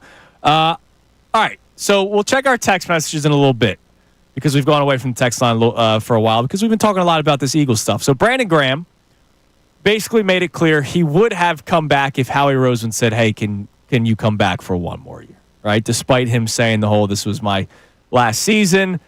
He said it in the clip on the New Heights podcast that when he got hurt was when he wanted to come back. I think if he never got hurt last year and they still win the Super Bowl, maybe he's done, right? Swan song. Yeah, swan song might feel different. But because he got hurt, maybe he feels like he left a lot on the table. But he still ended up winning the Super Bowl, which is why Howie Roseman said, come on, man, I can't let you do it. It's the fairy tale ending. I don't think it was screw you, we don't want you back. I think it was respectfully, it's time for us to turn the page, but this is the best way for you to go out. Much different than Jason Kelce's retirement, where it was a horrible ending. Yeah, exactly. So a couple weeks ago, when they were doing the league meetings and all the talk was the tush push, Jeffrey Lurie did speak, and he talked about how different the plan is this time compared to the last time the Eagles won the Super Bowl. Instead of giving out thank you contracts, they're moving on from players to try to lock up these younger, talented players moving forward. So because they have a plan, does that make some of these decisions a little bit easier? I'm still upset by Chauncey Gardner-Johnson. I will still be upset eventually when Dallas Goedert's gone. But knowing that they actually have a plan this time, and last time they didn't. I like this plan much better. Me too. Even though I might grouse at some of the decisions, I do like the plan much better. Are you okay with Howie Roseman almost making the decision for Brandon Graham? And I'm not. You're not. I got to tell you, I would not. I had one decision in my business career made for me when I was in the business world before this. And I was in a job, and they said, you need to take this promotion and take the next step in your career, which meant leaving Philly. Right. And I was told, so they came to me, and I figured I'm going to put them off till I maybe do something else. I got told, we're going to send you to Ann Arbor, Michigan. I said, absolutely not. You're not sending me to Ann Arbor, Michigan. I will go work somewhere else. The reverse Brandon Graham. Then they said, I was young. I was a young guy being offered a really nice job. Right. But I probably was 2 years ahead. I should have gotten. But here's the major difference. You didn't go into the office saying whatever they tell me, I'm cool with it. No, Brandon Graham said, I went into Howie's office, whatever he decided, I was cool with. I wanted a promotion offered to me. And then they offered me Kansas City, Missouri. I said, hell no, not going to Kansas City. So then I got told that another one, so they took it. And the boss came in at one point, big VP, and he said, you're going to get an offer today in this office, and it's in this envelope. Yeah. And I don't even want to talk to you about it because I've talked to you about your last two. And he said, you're either going to take this offer by Monday afternoon. This was a Friday. And if you tell me you're taking the offer, congratulations, you're getting the promotion you want and everything. And if not, you will never get another promotion offer from me again. So you will go find another job in the company. Right. And I have always looked at that as it was heavy-handed. It never should have went like that. But they were like, dude, we've offered you job promotions. I didn't want to go to Ann Arbor, Michigan. I got you. But Brandon Graham literally left it up to Howie. It's not the same situation. No, you had it's not. stronger preferences. You made your decision. But the thing is, it's a strong arm. He was strong arm. Howie told him flat out, I can't let you do it. He wasn't Which, in other strong words, armed, dude. You're not getting a job. We don't have a job for you here. That's what it was. I can't let you do it. That means you are not going to be here. Yeah, but Brandon Graham wasn't fighting him on it. There was no point in either of those clips we played where it was like Brandon Graham was against it. If he was happy with it, he'd say, I'm not 90% retired. I'm retired. I'm not going to continue to hope. Be ready if the call comes. You're ready. Jason Kelce did not retire like that. But that is the 10%. If they do call, I literally left it up to Howie Roseman. And I'm going to work out and make sure that I'm ready to go and all that kind of stuff. You're not retired. You're still thinking, man, they're going to call me. Well, 10% of him is. They're going to call 90% of him is working out to look good, like he said. That's in what just to look Brandon good. looks good anyway. All right, what do we have on the text line at 610-632-0975? A lot of Eagles stuff, obviously, of the last hour and change, but Phillies as well. How much are you turning your attention to Dave Dombrowski for some of the struggles this Phillies team is having, despite their 8-4 start? All right, no name on this text, but on the Brandon Graham thing, this texter says, I'm okay with BG going out as a champ. I think Howie Roseman made the right decision. And look. Okay, but again, whether he's okay with him going out as a champ or whether Howie's okay with him going out with a champ. It's, again, that's not their call. It's his. Dude, what are you not getting with His this? call was to allow Howie Roseman to make the call. And he was going to agree. When you came in, he made it clear to Howie he wanted to come back. And then Howie said, I can't let you do that. He came into Howie, and Howie says to him, I can't let you do that. He wanted to come back to work, and Howie said, no. That's what he said. You don't say those words to somebody unless you're telling them no. We got to play this clip again. Okay, play it again. This is with New Heights. I'm going to be totally honest with you. I wanted to give it another run because I got hurt. And I was like, man, I got a whole bunch left that I can still do. I prayed before I had went in the day before. And I was like, I'm going to put it in his hands. If we don't come to a conclusion that we can do it again, I ain't even going to fight it. So when I walk in, he like, BG, like, what you want to do? I say, man, what you want me to do? He was like, BG, this is such a fairy tale ending, man. I can't let you, man. And when he said fairy tale, I was like, all right, Lord, I'm done. I didn't even fight it after that. You didn't fight it. In the meeting, yes. He said to Howie, what you want me to do? But he allowed Howie to make the decision. What he wanted was something different. And he wanted to play again. Okay, and he personally chose to give that up. Because the reason he's asking Howie, what do you want me to do, is because of the fact that Howie makes that call. He wasn't going to play for the Lions. He wasn't going to go play 1 year. Right. Thank God he didn't. That would have been terrible. There was, however, 3 years ago, the Browns rumor. Was it Browns? Yeah, I do remember something. Because Schwartz was the DC. Remember him and Cox? Oh, yeah, there was Both about that, right. They were both free agents at the time. Howie telling people to go has not always been met with, yeah, I'm cool with it. I think Brandon Graham knows that his tie to this organization is huge. Oh, my God, yeah. He is an Eagle legend. All right, give us another text message. All right, we have a bunch of people checking in on the Nick Sirianni conversation as well. Joe checks in from New Jersey and says, I don't care how other coaches perceive Sirianni. I'm concerned how his players respond since they're the ones that talk throughout the league. So far, it's pretty damn positive from that. Yeah, and you know what? A great story was what Saquon Barkley told at one point during the season. I forget when it was. Remember, he told the story, yeah, I hated him. And then I came here, and I liked him a lot. So, to that texter's point, if a player on the outside does not like Nick Sirianni, and then the second they get behind closed doors with him, they go, oh, this guy's actually a nice dude. It's my story. Go ahead, Connor. What did I tell you many moons ago? Oh, you said you thought I was a douche and you wouldn't be friends with me if you met me in person. Yeah. Which I truly don't understand. Because Connor's like a breath of fresh air. Well, we know that now Andrew has weird hate for random people. That's true, so I guess too. I just fell into that category. But thanks, bud. If I didn't know Connor, I probably was look at this like with your haircut. But I love you, and so I deal with the haircut. Don't judge a book by its haircut. Well, the old saying goes. They shouldn't judge Nick Sirianni by his actions or his haircut. He's a haircut guy too. That's a good way to put a bow on it. All right, coming up next, our man Kevin Nagandi joins us. Can't wait. It's been a while since we talked to our man from ESPN. He joins us next here on 97.5 The Fanatic. Fanatic Sports Update. The first series loss for the Phils. I'm Connor Thomas, and this update is brought to you by Bradford White Water Heaters. When you need a new water heater, choose one that's built to be the best. Choose Bradford White. The Phillies fell to the Braves earlier this morning. Yes, the game went past midnight. 4-2 in 11 innings. The game included a 2-hour and 44-minute rain delay and ended with Marcell Ozuna hitting a walk-off homer off of Joe Ross. It's the Phils' first series loss of the year, and they don't get a lot of time to recover from that. They're going to be in St. Louis tonight playing the Cardinals at 8:15. Aaron Nola faces off against Andre Palante in the pitching matchup in that one. Sixers play the Hawks tonight at 7. You can hear that game live here on The Fanatic. Flyers are off. They're going to play the Islanders tomorrow. And we're now under 2 weeks till the NFL draft. We will keep you updated on the rumors heating up on what the Eagles could do with pick number 32. Kevin Nagandi of ESPN joins us coming up next. This update is brought to you by Moyer Indoor Outdoor Services. Follow Andrew Salciunas' lead and get a jump on a lush green lawn this spring right now. Go to eMoyer.com for free estimates. I'm Connor Thomas for the home of the 76ers and Flyers, 97.5 The Fanatic.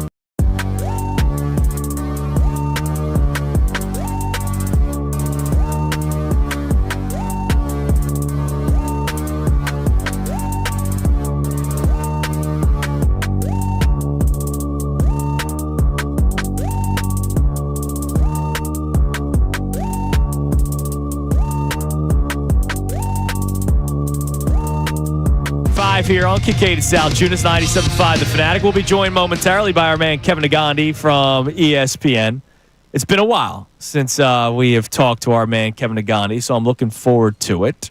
Don't forget you're listening to 97.5 The Fanatic, WPEN Burlington, Philadelphia, Beasley Media Group station, broadcasting live from the Comcast Business Studio, powering possibilities. And next segment, I open up a life question because John Kincade is the perfect person for me to ask this question because of the size of your dog and the fact that you are a father. Okay, I can't wait to hear this correlation. And it might be a heavy discussion. Good. The dog loves me the most. Yeah, well, of course. That's me and my pup, too. Nicky Foles. So that conversation, and, I don't know the neighbor's name, but I hope you're listening. I'll just leave it at that. Oh, okay. All right? All right. That comes your way in a little bit. But I think I now might have a little bit of a clue. But we will be joined soon by our man, Kevin Negandhi, and we'll obviously talk to him about the Phillies and the Eagles as well. And he joins us on the Comcast Business Hotline. Every day in business is a big day. Let Comcast Business help you move forward with what's next. What's up, Johnny? My next-door neighbor just came back from his wintering in San Diego. They live in San Diego, Pat and Frank. And Pat is coming back this weekend, I believe. Frank's been back. He's already working in the yard, taking all these things. Yeah. Frank should be like on every Del Webb ad. Like he's a guy that goes out in the backyard and builds stuff. Okay. He does all the things that like I can't do. But they're back from winter in San Diego, so I'm glad I got neighbors to get on one side. So it's great. Oh, I thought you were leading into Kevin somehow. Kevin, No, what's up? I'm sorry. I didn't know Kevin was on hold. I'm sorry. I'm sitting there going, all right, so how's this tie into I Kevin didn't know Kevin Negandhi? was on hold. Kevin's a fan of Pat and Frank. Look, What's up, Kev? they watch Sports Are Center. you doing your yard work, Kevin? What's happening? Kevin, are you a yard work guy or not? Pat and Frank, thank you for watching. Are you a yard work guy yourself? You know what? Yes, I am very much a yard work guy. I actually was since I was 12, 13 years old. I love it. And then, this is the bad part of getting old. Like, in my 40s, they found out I was allergic to grass. What? Allergic to And grass? I was like, what? Yeah, so I can go out there and I can do work, but I can't like mow the lawn anymore, which pisses me off. So if you're because you're angry online and somebody says, Kevin, just go outside and touch grass, like you literally have the best response. Like I can't. Well, no, I'm allergic. So I can be out there. It's just, for example, if I mow the lawn, you got the grass going up in the air and stuff, and then I'm miserable after that. That's me with that's me with pine, and I got pine trees, and so I have to wear like the long sleeves because if I touch the pine, my arm gets all these bumps. He's got two able-bodied sons, though. Yeah, put him to work, Kev. Oh yeah, and John, to your point, we're working on that because the snow shoveling was in effect this year, and the light bulb finally went off with the boys about making money. Oh, there we go. That's Good. We're here. All right. We're here. Well, So, that's great. yeah. I love that. All right, Kev, we'll start with the Phillies because that's been our jumping-off point this morning. Obviously, 8-4, that's a good start. Disappointing series with the Braves. I want to ask a question of you when it comes to Dave Dombrowski. Despite the record, it has not been necessarily a smooth ride so far for the Phillies.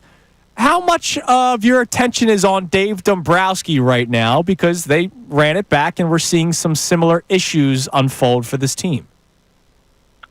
That's a fair question. I think we're in mid-April, so I won't come to any conclusion because I think we have a different conversation coming off the Dodgers series as we are with the Braves series. But I see your point. There's no upgrade in center field. We see what's going on right now currently in third base, and every single close game, and we've been witnessing a team that has been in 1 or 2 run games every single night has been a roller coaster with the bullpen. Right now my approach to this whole thing is let's see how the first 2 months play out and leading into the deadline, because I don't think you can make any statements on a team in April. Because let's not forget, this team was red hot in April. Last year, a couple years ago, they were awful in April. And look at how they finished in both years. One went pretty deep, the other one flamed out. So, listen, Luzardo is fantastic. Oh, yeah. So for any criticism you're going to offer Dombrowski on, hey, where's the bullpen upgrade? You can also say, man, every fifth day we've got a stud, and if Walker continues to pitch the way he is, he walks into a tradable asset that they can potentially move. And so I wait. To me, it's patience, especially in baseball. Yeah, I'm not attacking Dombrowski. It's just like nobody. I'm not shocked by Brandon Marsh. You know what I mean? Like, I'm not surprised that Alec Bohm is still having some of his issues. I'm shocked that he's hitting so poorly. I'm talking more of like the mentality, the antics on the field.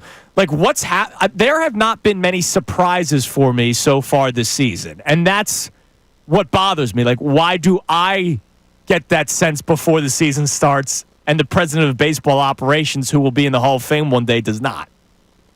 Yeah, I think he does, but I also think the team was hamstrung a little bit on the payroll and what they were trying to figure out, and some players coming off the books down the road, right? To a certain extent, too, it's tough. It is tough to move around when you have still long-term deals. You also still are in win mode now. You also have a pipeline of players that are literally a year away, and you're waiting patiently, and some of those positions can be filled. I also felt like there was a message sent in the offseason when we started hearing the trade rumors of Alec Bohm. It was a message sent to Alec Bohm, hey, listen, you got to figure this thing out. And a lot of that is the mental place of where you're going to be emotionally and how you're going to handle some adversity. And unfortunately, we haven't seen a lot of that. I thought Stott said some stuff after the first week of the regular season that, we're done with the bull crap stuff we saw with the daycare. We've moved on. I was like, okay, that says a lot. They're taking pitches now a lot more. Trey Turner's being a lot more aggressive than we've seen in the past. So I thought certain messages were passed on to some of the veterans. And to a certain extent, the way that clubhouse is put together, they self-manage. Topper just sits there and just says, all right, I'm going to let some of these guys figure it out and patiently wait. I think that right now it's, okay, we'll give it a chance in April and May, and then Dombrowski does some work in June into July with the trade deadline. Are you a fan of the let the people manage themselves? Just by instinct. Well, and you can even apply it to your own career and say, do you like that, or do you like a more hands-on boss? Oh, that's interesting. I think it's applied differently to different personalities, right? Okay. I think if you have a veteran like a guy like Bryce Harper, what are you managing, right? You pay a guy like Trey Turner, what are you managing? JT Realmuto, what are you managing? Kyle Schwarber, what are you managing? Now, I also believe that when you have personalities like that in a clubhouse, they manage inside the clubhouse, right? Like, they send the message to some of the guys, hey, this is how we act. I think, Nick Sirianni recently said something that struck a chord, and I was like, that's really good. Like, in the locker room, they manage, and they have to manage down. And if you are not holding your weight, you will be exposed, right? I think we're seeing a little bit of that, and I'm okay with that. I really am, because they're grown men, and sometimes the Phil Jackson way works. The Joe Torre way works, because if you have leaders at the top as players, then you don't need so much of a guy that's hands-on at all times. So I think it can be a really effective. But if you don't have leaders that are your stars, then it could go sideways. So it's a question of what personalities do your leaders have inside any locker room or clubhouse. And if they're leading the way, then you don't need a manager or a coach that has to be super hands-on and in your face at all times. Our man Kevin Nagandi is with us on the Comcast Business Hotline. Brandon Graham was on the New Heights podcast with Jason Kelsey and Travis Kelsey and told the story that he went into Howie Roseman's office and allowed Howie Roseman to basically make the decision for him about whether or not he would retire. He did say that he would have played had Howie said, we want you back. How do you feel about the decision basically made by Howie that Brandon Graham has done? First off, I want to recognize Brandon Graham as the team-first guy at all times, right? Do you need me? If you need me, then I'm coming back, right? And I think for many, many athletes, it's sometimes hard to make the decision on your own, and you could lean a certain way. You just need to hear it from somebody else, right? Somebody that clearly BG trusts Howie and Howie's assessment. Also, BG wants to make sure, am I doing this in the best interest of the club? If you need me, I'm coming back.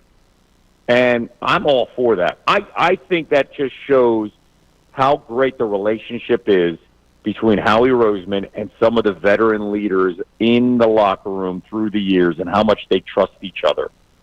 And to me, it says a heck of a lot about BG making a decision where he's 90%, right? But he's going to actually rely on somebody outside that he trusts and believes in to help him make that crossing over, right? And that says a lot, because sometimes ego gets in the way, man. We've seen it, guys. We've seen so many people hang on way too long, a lot longer than they should because of the ego, right? Because of, I got to do it this way. Sometimes you kind of need a little bit of that push. Listen, if BG came back, man, I'd be ecstatic. But if BG is at peace with it and he feels like I need to hear from somebody, trust me, that's great for him. He has to have his own type of closure. I don't think anybody else can make a decision from the outside on what BG should do. If he trusts somebody to make that decision to help him, good for him, man. Kevin, you're the man. Good job, was Kev. great to hear from you. I hope you've enjoyed the last couple of weeks. You've been out and about, and we love that for you, and we appreciate you coming on today. Appreciate you, fellas. Look forward to talking to you in a couple weeks in Green Bay. Oh, wow. I love that. That'll How be fun. about it? Kevin Negandhi on the Comcast Business Hotline from ESPN. All right, coming up next, I have a life question for John Kincade. Father and dog owner. Correct. Now, it might be a little intense. Really? Okay. All right. Now I have no idea where I'm going with It is that. Kincade and Salciunas here on 97.5 The Fanatic. Mike Missanelli, Bill Colarulo, and Ray Dunn.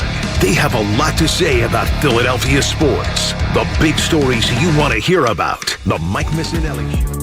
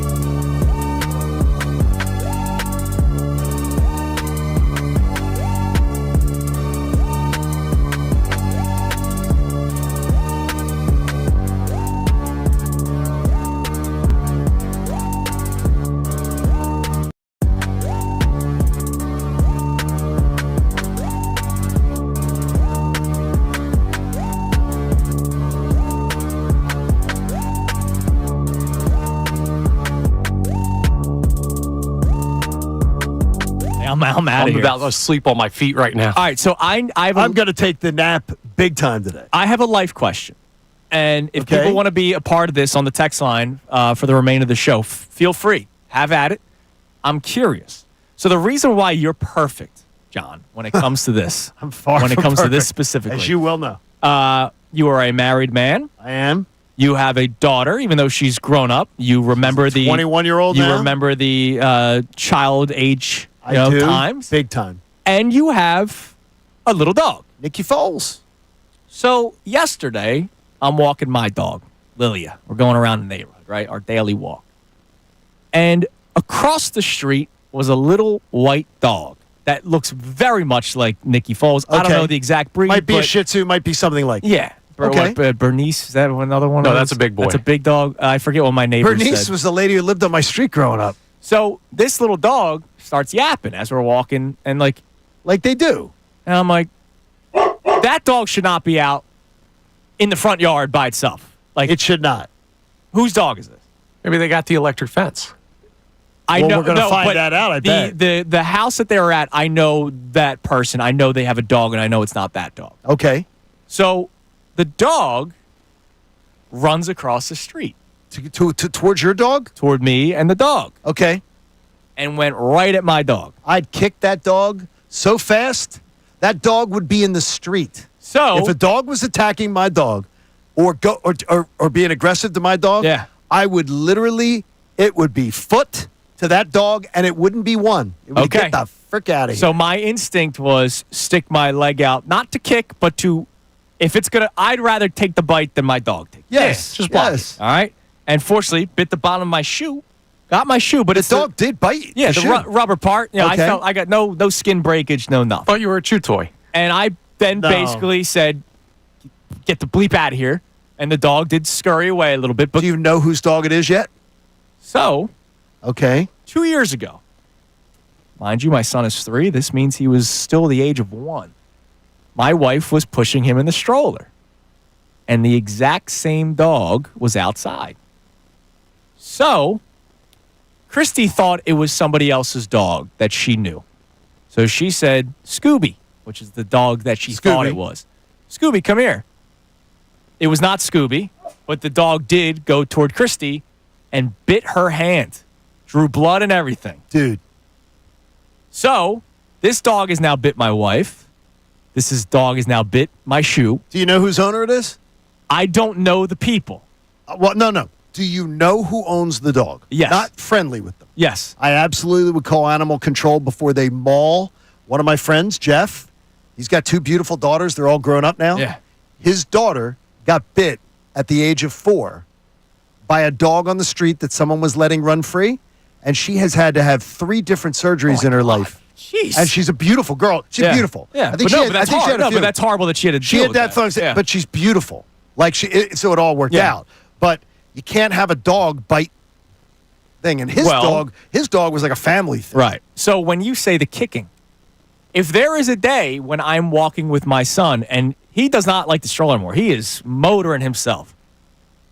If this dog's outside, I ain't taking no risks.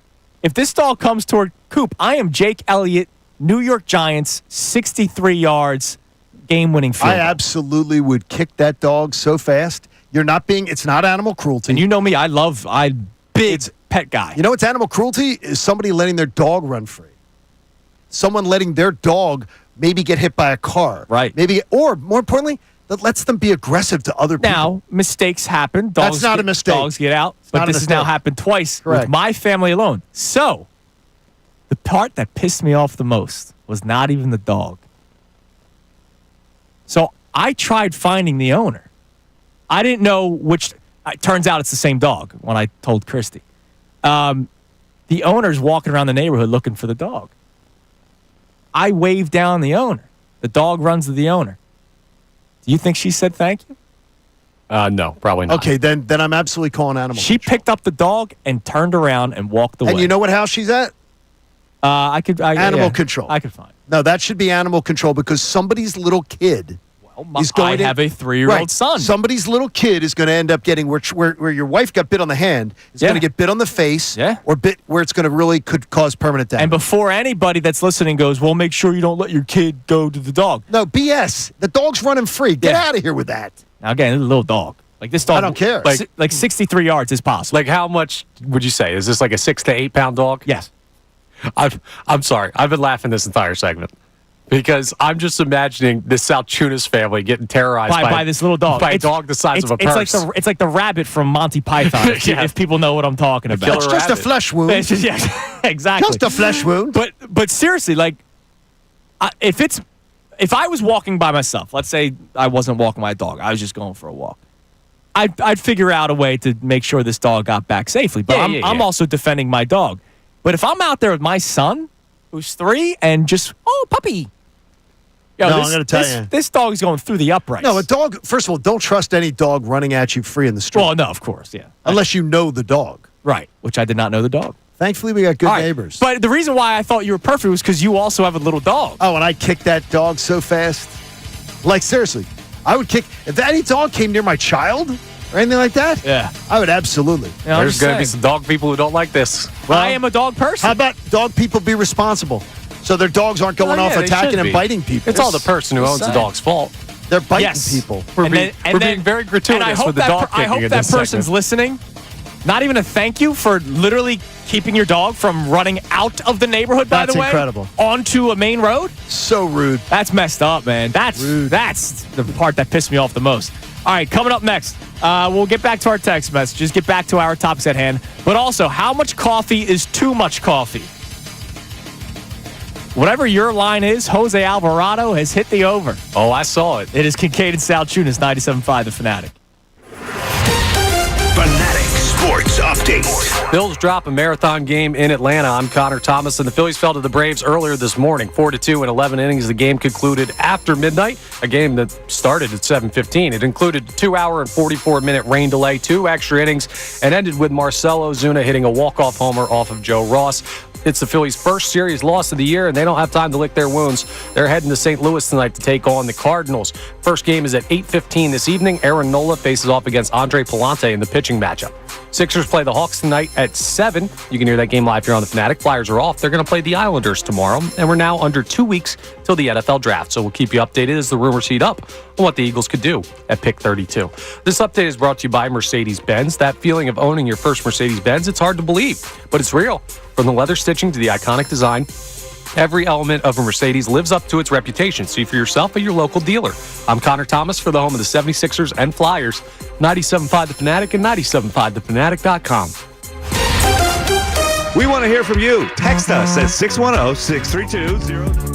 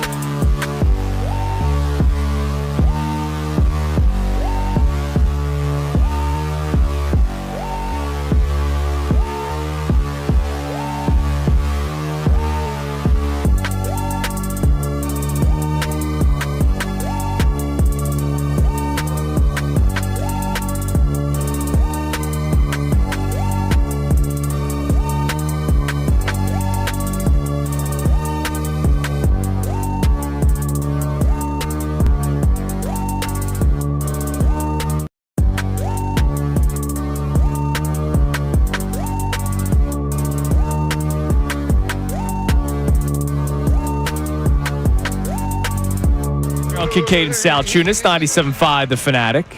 All right, I want to check a couple of text messages on any of our topics today, Connor. And then I got to read you the story on Jose Alvarado and the amount of coffee he drinks. And I work with 2 non-coffee drinkers. And even I say it's way too much. Well, what do we got on the text line, Connor? It's weird you work with 2 non-coffee drinkers. At 4 in the morning when we're getting up? Yeah. Haley's not does Haley drink coffee? I don't see Haley drink coffee. Gunner will do the iced coffee here and there. I'm the only one that brings it in. Gunner's very in touch with his feminine side. So he can sometimes get like the softer stuff. Yo, iced coffee is there's nothing feminine about iced coffee. No, he could get the whipped cream drink, I guarantee it. That's okay. Enjoy your drink. Life's too short. Caffeine's caffeine. Not what coffee. What do we got on the text line? We have a lot of people saying you're within your right to handle the dog as you'd like to. So a lot of people are on your side of that one. Look, you were mentioning the animal control. I'm not going to call. All right? That's not... Okay, you wouldn't do that, though. All it does is put the owner on warning. They're not going to take the dog away from the person.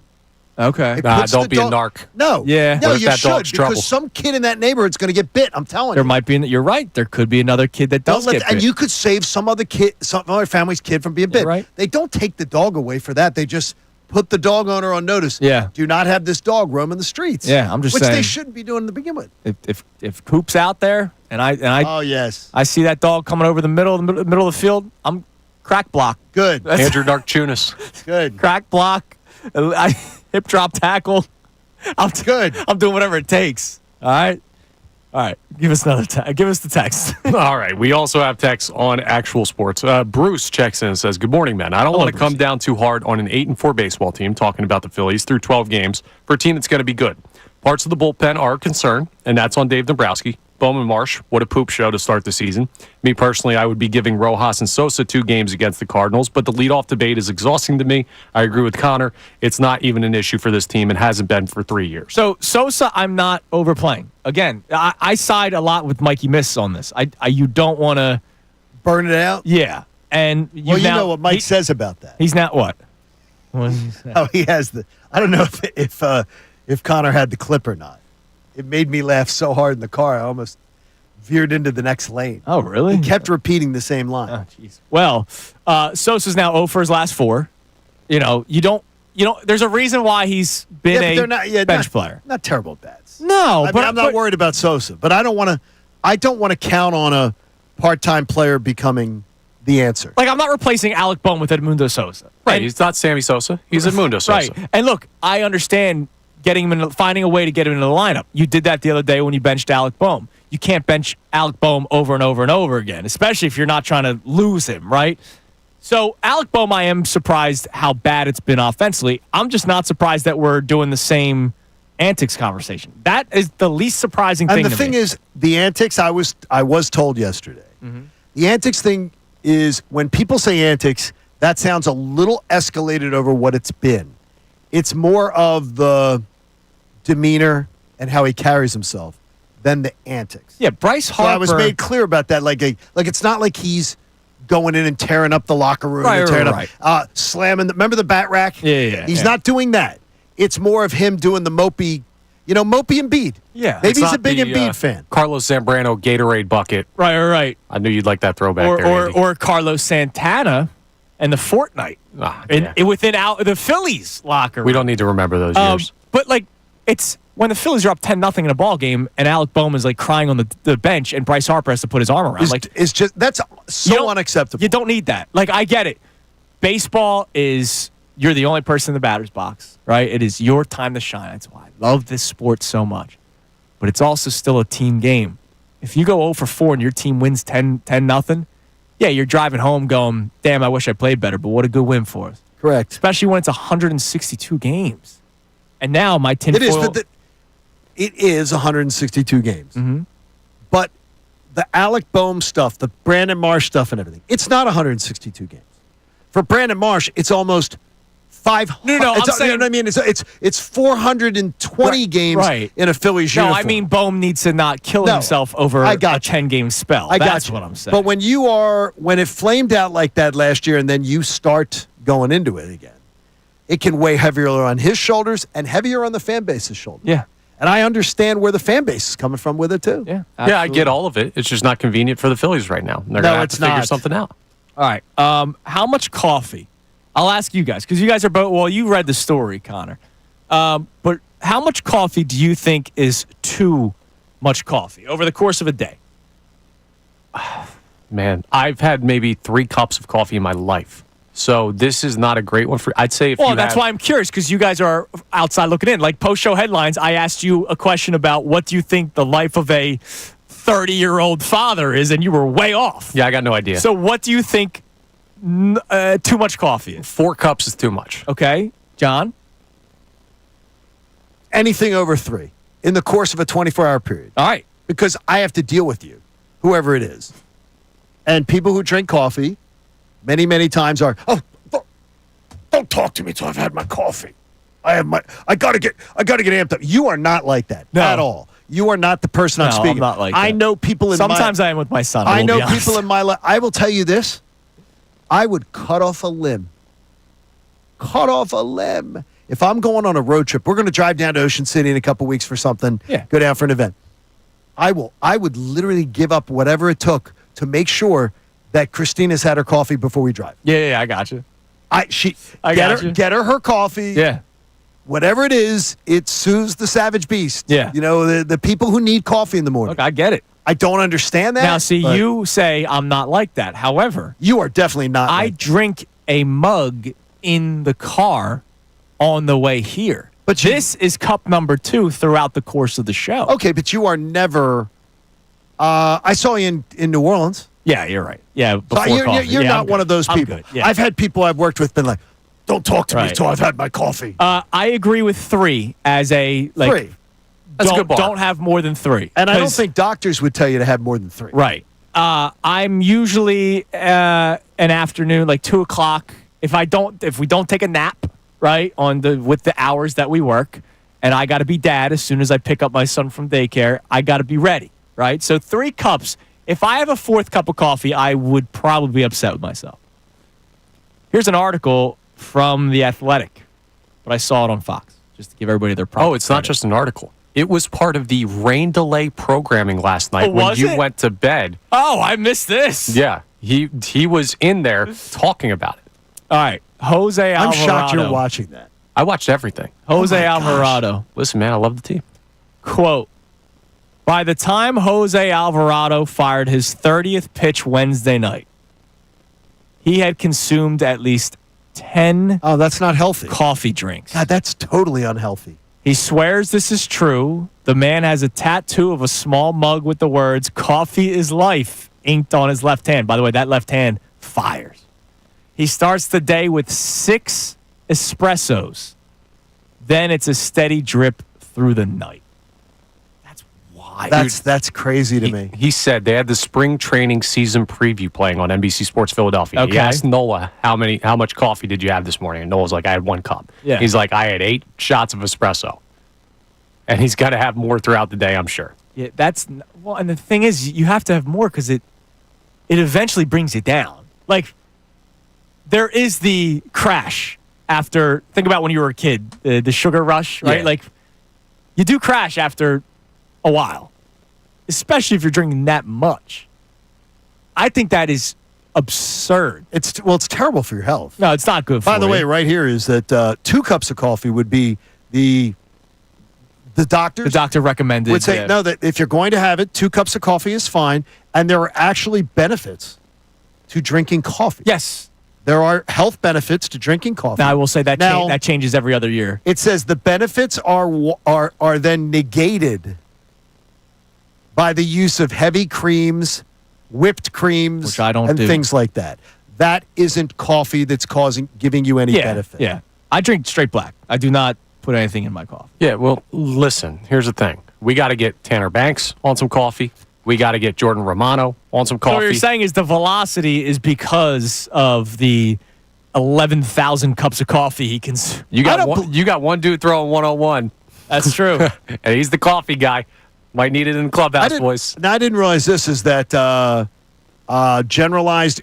Those who consume 3 or more cups of coffee a day report much more problems with anxiety, are much more likely to be on anxiety meds. I'd imagine. Are much more likely to have sleep issues. So too much caffeine, I guess. Yeah, dude, makes you jittery. So Yeah, don't drink that much coffee. stay away from it. Unless you're Jose Alvarado. Jose Alvarado, Oh, yeah. but no, I need him at 110. That's right. Dan Campbell's he drinks like the 18 shots of espresso in the morning. just crazy. Nuts. All right, coming up next, we got our Key 3 and a couple more of your text messages. It's Friday, Johnny, here on 97.5 The Fanatic. Tyrone Johnson, Ricky Vitalico, and Silvana Kelleher.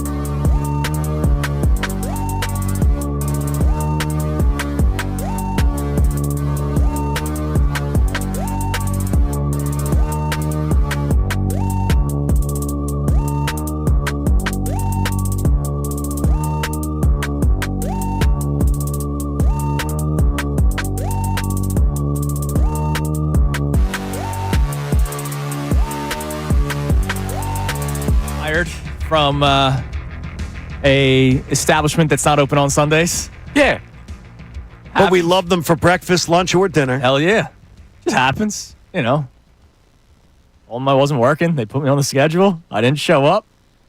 And I may have been imbibing. And so, say a few things over the phone. That's it. That's it. You know? Done. Did they say my pleasure after? No. There was no decency on that phone call at all. I still have my shirt, though. I do too. You want to wear it one day? Yes. I got to find it. It's in the closet back in my house in Jersey. If there's ever a brickin' for chicken again, we'll wear it the I'm next. breaking out the shirts. We'll wear it the next. I think mine is like a youth small, so. Why? I don't know, dude. You I weren't was, a baby when you worked there. dude, I was like 17. Oh, you And lied. Connor, you I wanted to seriously? show off my muscles. No one loves the smediums more than you. Nah, I was skinny, man. When No, I but was yeah, a but I mean, but freshman you in love college. the smediums now. No, I don't. I've grown past the. No, stop. I've grown past that. Anyways. All right, so the Phillies begin a series tonight with the Cardinals. So yesterday, Johnny, when you went to the academic symposium of Yes. one Liv Kincade, I learned a lot too. while you were gone, I asked Andrew DeCecco and Connor Thomas, and I gave answers as well, a couple of questions. Okay. So I will ask you both the same question today. All right. So yesterday, I asked around the room, will Alec Bohm be in the starting lineup tonight? I said yes. You both said no. Is that correct? That's correct. I said yes, and that he will be moved down in the order, Wait. and he moved down to 7. I said Marsh wouldn't be. No. Me and DeCecco. Oh, Yeah. you and Andrew. You weren't okay. here. Okay, So I good. asked, would Bohm be in the lineup? I said I yes. thought Bohm would be in. The two of you both said no. So you thought Bohm would be in, I and thought I'm Bohm would glad be that in. they moved him down the order. I did not think Marsh would be in. I believe Bohm will still be in the lineup today, still toward the bottom, though. I think part of the reason Marsh was in the lineup was because of the fact that he's from Atlanta, and he had family in town, tons of tickets. You know, his family lives there. Yeah. So tons of guests, and I think they didn't want to show him up. So Bohm in the lineup today, yes or no? Yes, because of the same reason.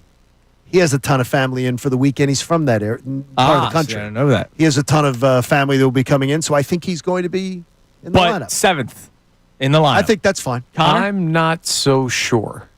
And it's not so much the performance thing. I wonder what the lineup is going to look like after last night's game. I wonder if JT catches. I wonder what that's true. Extra because they innings. played till 12:30 and then got on a plane to go to St. Louis. I wonder if they try and get Edmundo Sosa and Rafael Marchand into the lineup today to give some of the guys who played last night more of a break. I never thought about it that would be the one that they'd potentially do. That makes sense, though. They're kind of getting forced And you're into not it. going to take Stott out because he's been hitting the ball a little bit. You don't want to mess with that. Righty on the mound today. So you're going to want to see lefties in there, but Well, we'll see. so let's go to the next subject. Brandon Marsh. I do not believe he will be in the lineup. I do not believe he will be either because he won't have family in the stands. I think, And he shouldn't be in the lineup. and I will say this. Let's see, Philly probables. Michaelis goes game 2. Rojas gets to start tonight. And if he has himself a decent ball game, I'm not even saying 3 for 4. I'm saying the guy gets on base, maybe swipes a bag, makes a play or two in center field, and just shows that he is playable. Whereas the other guy, Wolfie, or no, that's Nick Maton. I always forget that. The bearded wonder. What was it? What was the nickname you got earlier today? ZZ Flop. ZZ Flop as DJ AAA. He is unplayable right now. Like literally unplayable. Horrendous. If Johan Rojas gets to start tonight, which I believe he will, has a playable baseball game, he's in it again the next day too. Yes. Yeah. Yes. You don't owe him anything. They've given him 400 and some games in a Phillies uniform to show what he is. And it's what pisses me off about Yeah. Rojas. Yep. Well, They're not giving Rojas that opportunity to say, give me 200 games. yeah, but Before we can make decisions. you can't give Rojas that many games because there's going to be a point if Rojas plays for a month where he goes a week where he can't hit a damn baseball. Like What I got to tell you this much. I believe Rojas's approach at the plate is far superior to Marsh's. How about we ask for a series before we go? Series months is fine. No, before- that's fine. Give No. us a I series. got you. Now, one question. They do face a lefty on Sunday for the finale. Of the Okay, well then series. you might want to get Marsh back in there. You might want to. No, he won't play. No, I mean against, you might want to get him though in the game by the end of the weekend. I want Marsh to get an at bat by the end of the weekend, but I want Rojas to feel like he's in heaven. I just wouldn't be surprised that if Rojas got the start today, tomorrow it's Marsh because it's Right. hey, we can't sit this guy 3 straight days. Yeah, I get that. I just wanted to get a. But it would be unfair that if Johan Rojas has a good game today, he's back on the bench the next day. It would legitimately be unfair. Which is why maybe you give Marsh tonight and give him a chance. Because also the guy that they're facing tonight. Well, hang on. The guy that they're facing tonight, Palante, is not as good as Michaelis. Michaelis kind of stinks. Michaelis is a. Michaelis He's tossing meatballs. Yeah, but still. I mean, I don't know how long you can hold a guy around thinking it's like something's going to happen. We were talking about this off the air the other day. Yes. Michaelis has been with the Cardinals. You want to guess how long he's been with the Cardinals? 8 seasons. I would have said 8, yeah. This is his 7th season with the Cardinals. He missed 1 year completely because of injury. Okay. And his first year with the Cardinals, he went 18-4 and had a 2.83 ERA. Amazing, right? Yes. Since then, he has been bad. Like, how long do you just keep riding with the guy? You know, whatever. But yeah, so we're all in agreement. Well, no, we're not all in agreement. You might think Sosa gets a start today at third? Yeah, it could be. Yeah, possibly. No. Bohm's not. No, Bohm is playing. I think Bohm plays. Bohm has family in town. Well, Rob is not going to. I guarantee you that Alec Bohm got tickets for the first game where most of his family comes to see him. I guarantee it, and probably the Saturday game. I don't think Rob will show him up like that, or we'll try to give him maybe this will lift him. Yeah, it's just a tough exercise with the quick turnaround. That's all that makes me nervous about picking one way or another on these. He? What? How old is Alec Bohm? 28. Yeah. God takes 28. He probably has been on Connor. I guarantee you've been on benders and been able to been like, hey, I'm ready to go. I'm not the guy, and I'm not making the decision. If Rob Thompson says I don't want some of my guys playing 2 games in the same day, I'm not going to blame him for that. One more question, because we're off the air till Monday. With the lefty on the mound on Sunday, is Edmundo Sosa back out in left field? Never again. Unless it's a late inning replacement type of thing. Because look, it's Wheeler's on the mound, and that was the Wheeler start. Sosa and left. Wheeler could probably go to Topper and be like, "Yo, dude, I don't want that." Even though he did rob a home run. But and remember, he just said that he was his favorite teammate. Yeah, favorite guy to so watch. Maybe he does. No, but I would say is he's in for Stott. He's in for Bohm. He's in for somebody else. Yeah, but it's not never again. I think it's going to be never again unless it is a late inning replacement. So you saw one game of a guy out there and left who pulled a home run back over the fence, and you're like, I'm done. I don't think they're going to do it. I will say this, though. Stott's glove is more valuable than Max Kepler's glove. Fair. Fair. Stott, when we were texting about it the other night when the decision made, Connor and I, it's, I think it ended up being we'd rather have Stott's glove at second base. We can get by without Max Kepler in left field. But maybe that's why they would give him another shot. The answer is no and left because Kepler's had back-to-back multi-hit games. So, you want to keep him out there to get something going. But don't forget, it's a Sunday lineup. So, yeah, it happens. It's so hard to predict these things. Yeah, so, I don't know what we would do, what they will do. Topper, Brandon Marsh better not be in the lineup tonight. There's no question. There's no debate. I don't care. Right-handed pitcher on the mound. He's unplayable right now. How shocked are you going to be if he is? I would be stunned. I'd be stunned. I would legitimately be stunned if Brandon Marsh, and this is no personal feelings, I would be stunned if you allowed a guy who has not gotten a hit in almost a calendar month, and it's not like he's been spectacular in center field. It makes no sense. It doesn't. I'd be disappointed. I wouldn't be stunned. I would be stunned. If Rob Thompson's a true baseball guy, Brandon Marsh is not in the lineup today. All right, time now for the Kincade Salciunas. If he has any sympathy for us. Key 3 best minutes from today's show. Now, the Kincade Salciunas Key 3. Today's best. Johnny, good morning. And a good morning to you.